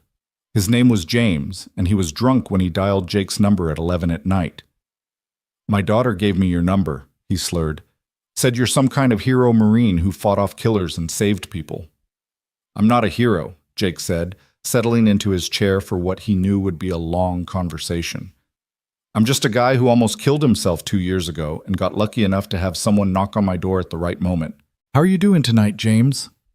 They talked until 3 in the morning. James shared his combat experiences, his struggles with hypervigilance and rage, his failed attempts to numb the pain with alcohol, his growing conviction that his family would be better off without him. Jake listened and shared his own parallel experiences, the dark humor that only veterans understood, the specific nightmares that civilians could never comprehend. "How did you get better?" James asked finally, his voice raw from hours of talking. "If you did get better, did you really, or are you just good at pretending?" "Both," Jake admitted. "Some days I'm genuinely okay, sober, stable, grateful to be alive. Other days I'm white-knuckling it, using every tool I've learned in therapy just to get through the next hour. But even on the worst days, I'm glad I'm still here, because the good days are worth surviving the bad ones." "I don't have good days anymore." "You will," Jake said with certainty. "Not immediately, not magically, but gradually. If you commit to the work, real therapy, sobriety, support groups, all of it, you'll start having moments that don't suck, then hours, then whole days. And eventually you'll realize you're actually living again instead of just surviving. James agreed to come to the foundation's office the next day. Jake met him there along with Dr. Torres, and they built a treatment plan similar to the one they'd created for Tyler: peer support, therapy, crisis resources, daily check-ins. James was resistant at first, defensive and dismissive, but Ashley's presence softened him. His daughter had taken the day off school to be there, and the look in her eyes, desperate hope mixed with exhausted fear, was enough to crack through James's armor. "I don't want you to worry about me like this," James said to his daughter, his voice breaking. "You should be thinking about boyfriends and homework, not whether your dad's going to be alive tomorrow." Then get help," Ashley said simply, "so I can go back to worrying about normal things." James entered an intensive outpatient treatment program the following week. It wasn't a perfect recovery. There were missed appointments, moments of resistance, setbacks that made everyone question whether it would work. But James kept showing up, kept trying, and 6 months later, he stood at a foundation event as a peer mentor himself, sharing his story to inspire others who were where he'd been. "My daughter saved my life by refusing to give up on me," James said to the assembled crowd. "And Jake and this foundation gave me the tools to save myself. If you're sitting here tonight thinking you're too far gone, thinking there's no way back, you're wrong. I was wrong too. But here I am anyway." The foundation's impact rippled outward in ways Jake couldn't have predicted. Veterans they'd helped went on to help others. Family members connected through support groups and built informal networks of care. The model they'd created in Colorado was being replicated in other states, with foundation chapters opening in Arizona, Texas, and Virginia. They'd been featured in a documentary about veteran suicide prevention and had received a grant from the Department of Veterans Affairs to expand their crisis hotline services. But the moment that mattered most to Jake came on an ordinary Tuesday afternoon when he was working at a job site. His phone rang with an unknown number, and he almost didn't answer. But something made him pick up. "Is this Jake Mason?" A woman's voice, hesitant and nervous. "Yes, this is Jake. My name is David Miller. Well, Diane Miller, but everyone calls me David. I called your crisis hotline 6 months ago. I was in my truck with a gun and you talked me down. Convinced me to check into the VA hospital." Jake felt his heart rate spike as the memory came back. The Army Ranger who'd been drunk and suicidal parked outside his ex-wife's house. One of the first calls Jake had taken on the hotline. "I remember. How are you?" "I'm 6 months sober," David said, and Jake could hear tears in his voice. "I'm in therapy. I'm working again. I'm rebuilding my relationship with my kids. And I wanted to call and tell you that I'm alive because of you. Because you took my call that night and didn't give up on me." Jake had to sit down, the impact of those words hitting him like a physical force. "David, I'm so glad you called. So proud of the work you've been doing. I'm going to be a peer mentor," David continued. "I'm training with your foundation next month. I want to do for other people what you did for me. Be the voice on the other end of the line that says, 'Hold on, it gets better.'"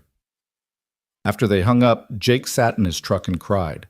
Not from sadness or pain, but from overwhelming gratitude that he'd survived long enough to take that call. That he'd opened the door 2 years ago instead of pulling the trigger. That Laura and Sophie and Maya had knocked when they did. Everything, all of it, the pain and the healing and the hard work of recovery, had been leading to that phone call from David. To the knowledge that his survival had created space for someone else's survival. That the choice he'd made in desperation had cascaded forward into hope for someone he'd never met. The third Christmas after that fateful night arrived with snow and celebration. Jake hosted dinner at the cabin for an eclectic gathering that would have seemed impossible 2 years ago. Emma and Robert, Cody, Laura and her daughters, Marcus and his wife, Dr. Torres and his family, Tyler and his sister, James and Ashley.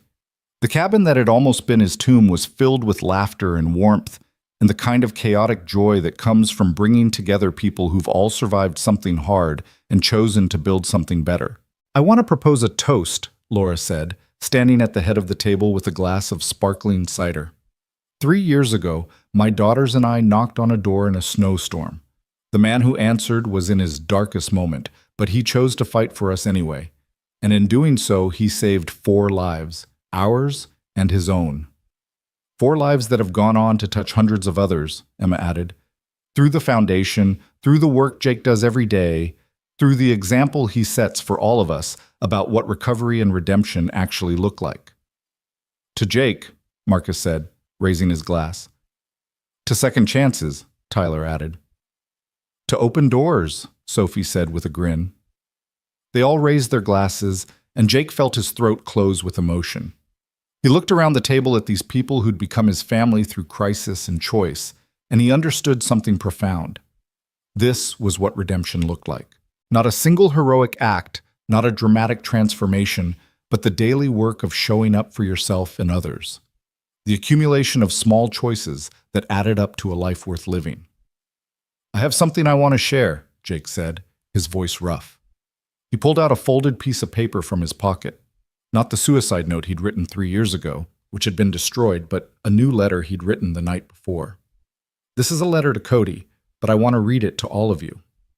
He unfolded the paper and began, Dear Cody, 3 years ago I wrote you a goodbye letter. I told you I loved you, that none of our problems were your fault, and that sometimes the strongest thing a person can do is give up. I was wrong about that last part. Giving up isn't strong. It's final. And in being final, it eliminates every possibility of things getting better. 3 years ago, I thought I knew how the story ended, but I was wrong about that too. The story didn't end in that cabin with a gun and a letter. It pivoted, it transformed. It became something I never could have imagined in my darkest moment. I became someone I never thought possible. Not perfect, not healed, but functional and useful and genuinely grateful to be alive. I say all this because I want you to understand something important. Whatever darkness you face in your life, whatever moments when giving up seems easier than continuing, remember that you don't know how the story ends. None of us do. We think we do, but we're usually wrong. The strongest thing you can do is stay alive long enough to find out what happens next. Thank you for never giving up on me, even when I'd given up on myself. Thank you for being the kind of son who kept believing his father could be better. I'm spending the rest of my life trying to live up to that belief. I love you more than words can say. Dad. When he finished, there wasn't a dry eye at the table. Cody got up and hugged his father fiercely, and Jake held him tight, grateful beyond measure that he was here to do so. That Christmas Eve knock on the door had saved 4 lives directly, but the ripples had extended far beyond that, to David Miller, to Tyler, to James, to Ashley, to Carol Henderson finding peace, to hundreds of veterans who'd called the crisis hotline and chosen to stay alive. Later that evening, after most of the guests had left and only Laura and her daughters remained, they sat by the fireplace in comfortable silence. The same fireplace that had been dying to embers 3 years ago, the same room that had been a stage for near tragedy and actual heroism. Do you ever think about what would have happened if we hadn't knocked? Sophie asked quietly. If we'd gone to a different house, or if we'd frozen in the snow, or if you hadn't answered. Jake considered this carefully. Sometimes. But thinking about alternate timelines doesn't help anyone. What matters is what actually happened. You knocked, I answered. We all survived. And we've spent the last 3 years building something meaningful from that night. I'm glad we knocked on your door, Maya said. Even though it was scary. Even though people died. Because you became our friend, and you started the foundation, and you help people now. I'm glad you knocked too, Jake said softly. More than you'll ever know. Laura met his eyes across the firelight, and in that look was acknowledgement of everything they'd been through together and everything they'd become. Not romantic, not familial, but something uniquely theirs. 2 people who'd saved each other in a moment of crisis and had chosen to honor that salvation by living fully, purposefully, in service of others facing similar darkness. I should ask you something, Laura said. The foundation has been approached by a national veterans organization.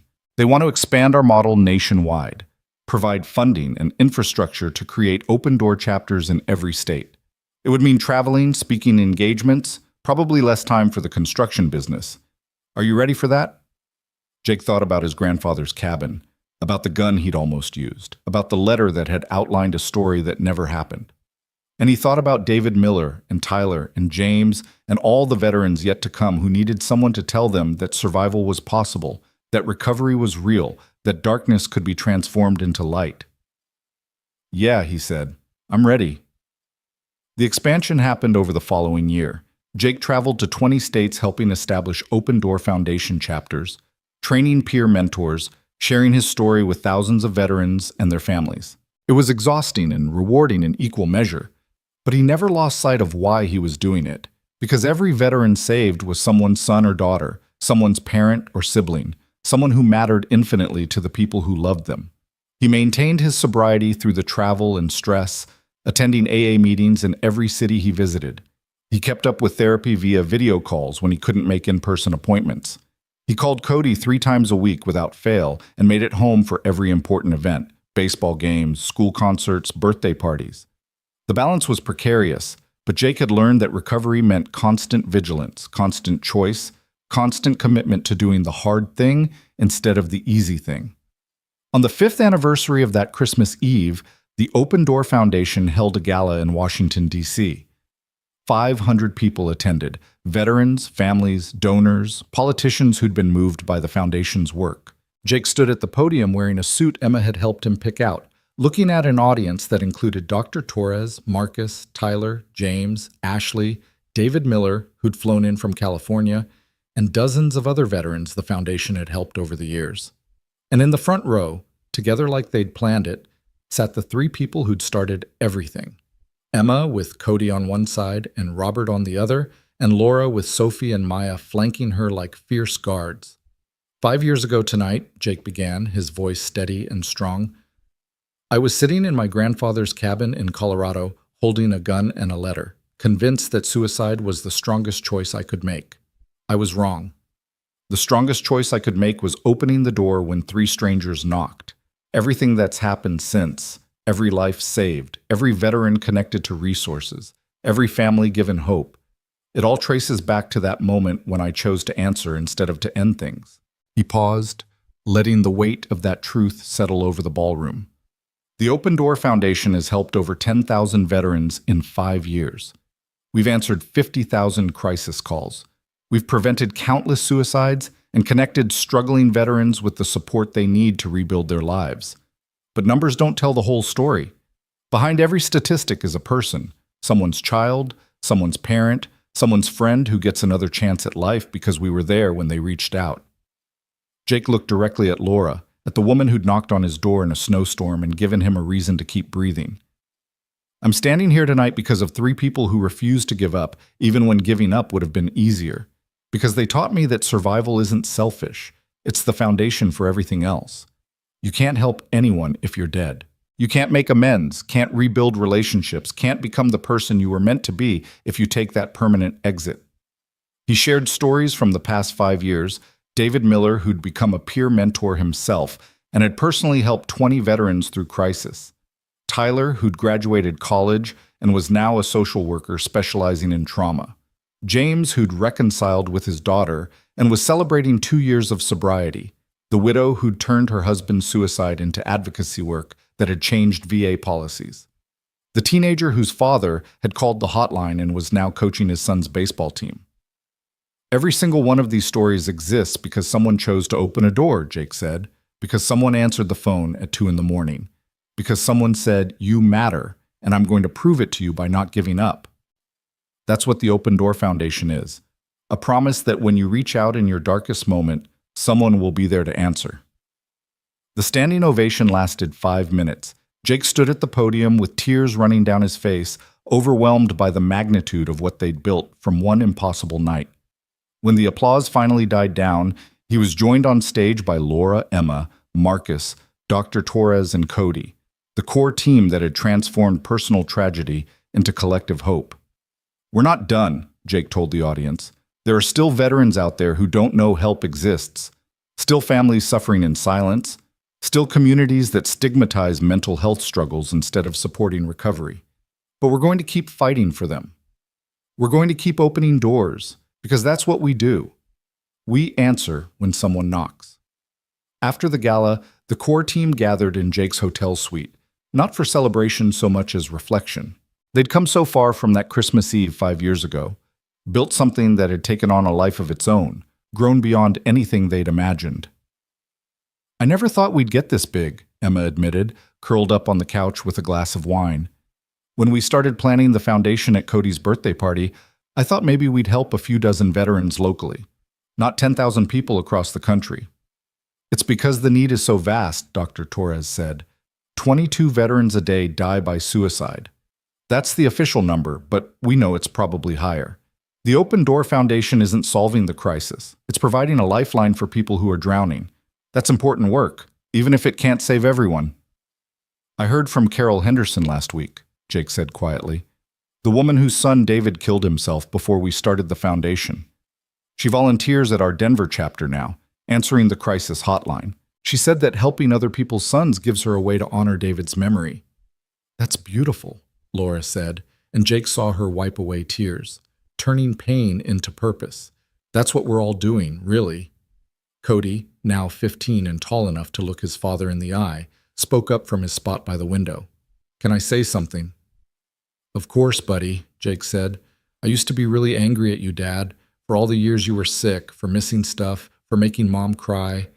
I thought you were weak for not being able to handle your problems. Cody's voice was steady, mature beyond his years. But watching you build the foundation, watching you help all these other veterans, I get it now. You weren't weak, you were hurt, and you didn't have the tools to heal, and now you're making sure other people have those tools. That's not weak, that's strong. Jake crossed the room and pulled his son into a hug, overwhelmed by gratitude that he'd survived long enough to hear those words. That he'd opened the door 5 years ago instead of pulling the trigger. That Cody had grown up with a father who'd chosen recovery over resignation. Thank you, Jake whispered against his son's hair. Thank you for never giving up on me. That's what family does, Cody replied simply. We don't give up on each other. The following morning, Jake woke early and went for a run along the National Mall. The sun was just rising, painting the monuments in shades of gold and pink, and Jake felt profoundly at peace.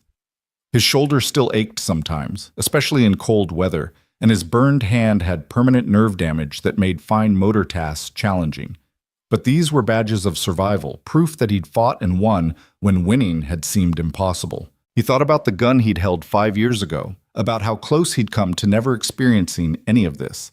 The foundation, the recovered relationship with Cody, the friendships with Laura and Marcus and Tyler, the thousands of lives touched by their work. It had all hinged on one moment, one choice, one knock at the door that he'd chosen to answer instead of ignore.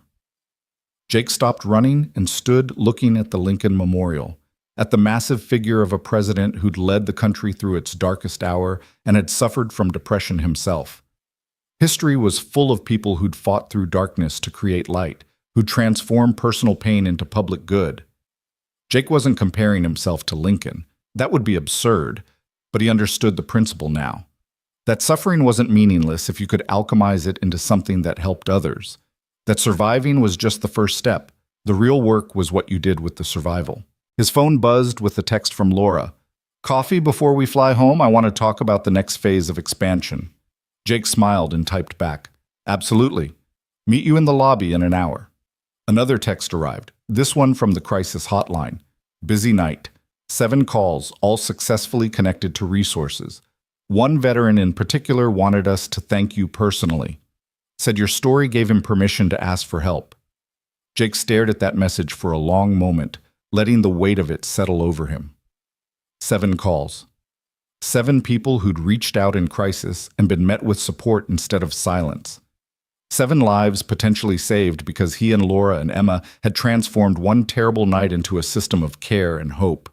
He thought about the letter he'd written to Cody 3 years ago, about staying alive long enough to see how the story ended. But he understood now that stories didn't really end. They just kept unfolding, moment by moment, choice by choice, into futures that couldn't be predicted or controlled. The story that had started with a gun and a knock at the door had evolved into something far bigger than Jake's personal redemption. It had become about collective healing, about community, about the radical act of choosing life even when death seemed easier. Jake ran back to the hotel, showered, and met Laura in the lobby for coffee.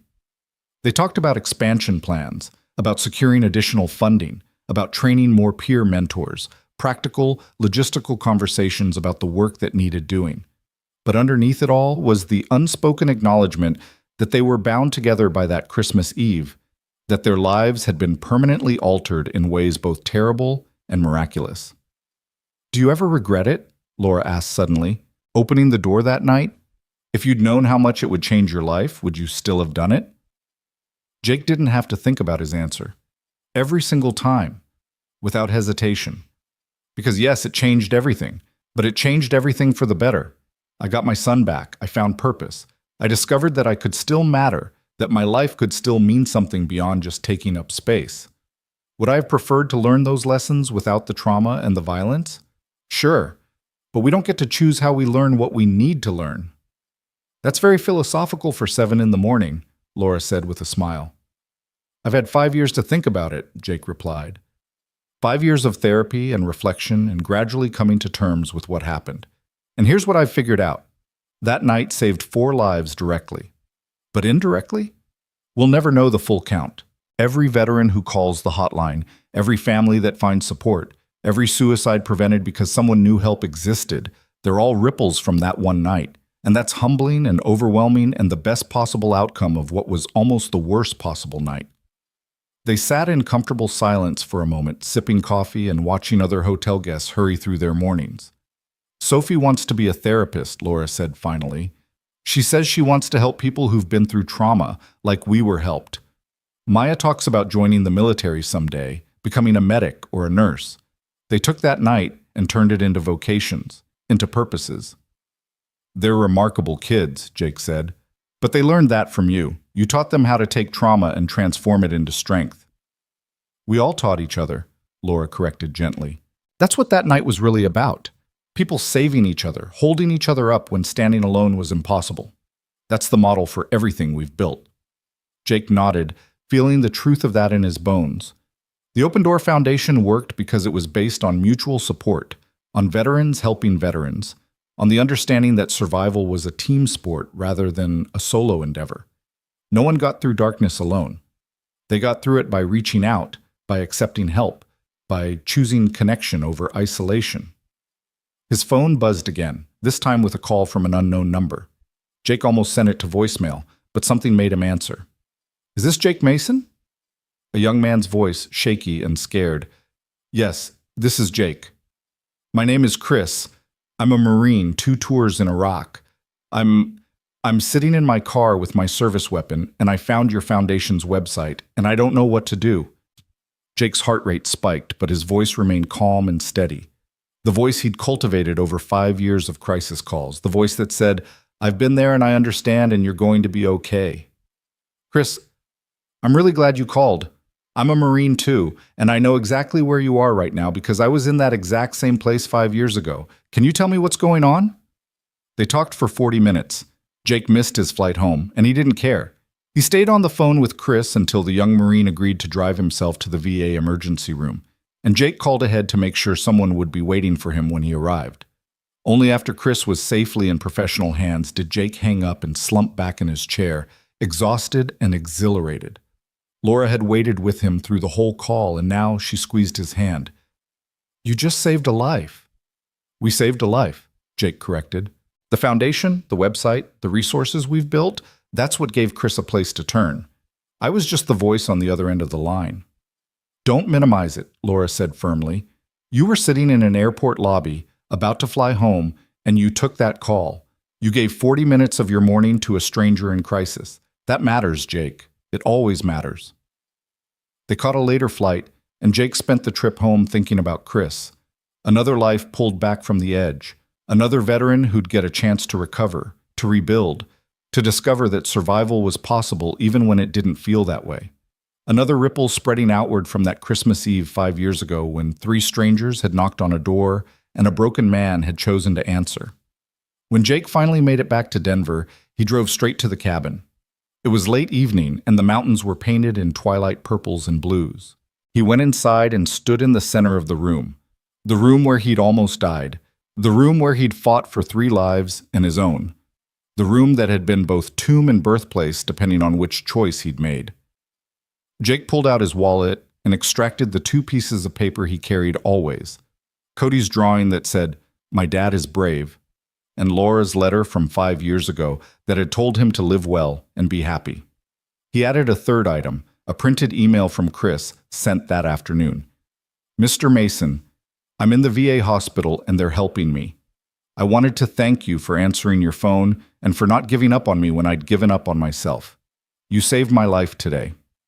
I'm going to make it count. 3 pieces of paper. 3 reminders of why survival mattered.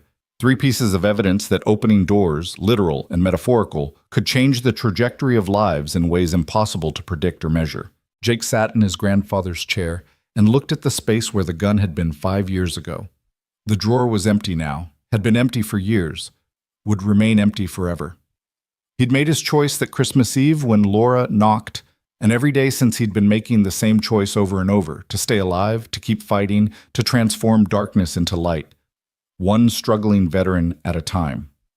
His phone rang again, not a crisis call this time, but Cody calling to make sure his dad had made it home safely. "Hey, buddy," Jake answered. "Yeah, I'm home. Sorry about missing the flight this morning." "Mom told me you were helping someone," Cody said. "She said it was important." "It was. A Marine in crisis. He's safe now, getting help." "That's good, Dad. That's really good." Cody paused. "I'm proud of you. For everything. For answering that knock 5 years ago, for building the foundation, for helping people. You're doing important work." Jake felt his throat tighten with emotion. "Thank you, Cody. That means everything to me." After they hung up, Jake sat in the quiet cabin and thought about the strange, impossible journey from suicidal despair to purposeful contentment, about how close he'd come to missing all of this. The foundation, the recovered relationships, the lives saved, the peace he'd finally found with himself. About how one knock at the door had changed not just 4 lives, but thousands, rippling outward in ways he was still discovering. He pulled out his journal and wrote one final entry. 5 years ago tonight, I was ready to die. I saw no future worth surviving for, no hope worth holding on to. But 3 strangers knocked on my door, and I chose to answer. That choice, that single moment of opening instead of closing, has defined everything that came after. The foundation, the recovery, the relationships rebuilt, and new ones formed. All of it traces back to the decision to keep the door open. I'm writing this not as a conclusion, but as a continuation. The story doesn't end here, just like it didn't end that Christmas Eve. It keeps going, keeps evolving, keeps surprising me with possibilities I never imagined. And I'm grateful, so deeply, profoundly grateful, that I stayed alive long enough to see how it unfolds. To anyone reading this who's in their own dark place, who can't see a way forward, who's convinced that ending it is the only option, please keep the door open. Please answer when someone knocks. Please survive long enough to discover that the future you can't imagine might be extraordinary. Because I didn't imagine this. None of this. But here I am anyway, 5 years later, genuinely happy to be alive. It's possible. Recovery is possible. Transformation is possible. You just have to open the door when hope comes knocking. Jake closed the journal and stood, looking around the cabin one last time before heading back to Denver. This place would always carry the weight of that Christmas Eve, would always be the site where everything changed. But it was no longer a monument to near tragedy. It was a reminder of resilience, of the power of choice, of what could be built from the ruins of what was almost lost. He turned off the lights, locked the door, and drove home through the mountain darkness. Tomorrow he'd go back to work at the foundation. Tomorrow he'd answer more crisis calls, mentor more struggling veterans, help more families find hope in the midst of despair. Tomorrow he'd continue the work of transforming his darkest moment into light for others. But tonight, driving home under a sky full of stars, Jake Mason was simply grateful. Grateful to be alive. Grateful for the knock at the door. Grateful for second chances and open doors and the extraordinary, impossible gift of another day. The story that had almost ended in a cabin with a gun had instead become a story about survival, redemption, and the radical act of choosing life even when death seemed easier. And the best part, the part that still amazed Jake when he let himself think about it, was that the story wasn't over. It was still unfolding, one opened door at a time.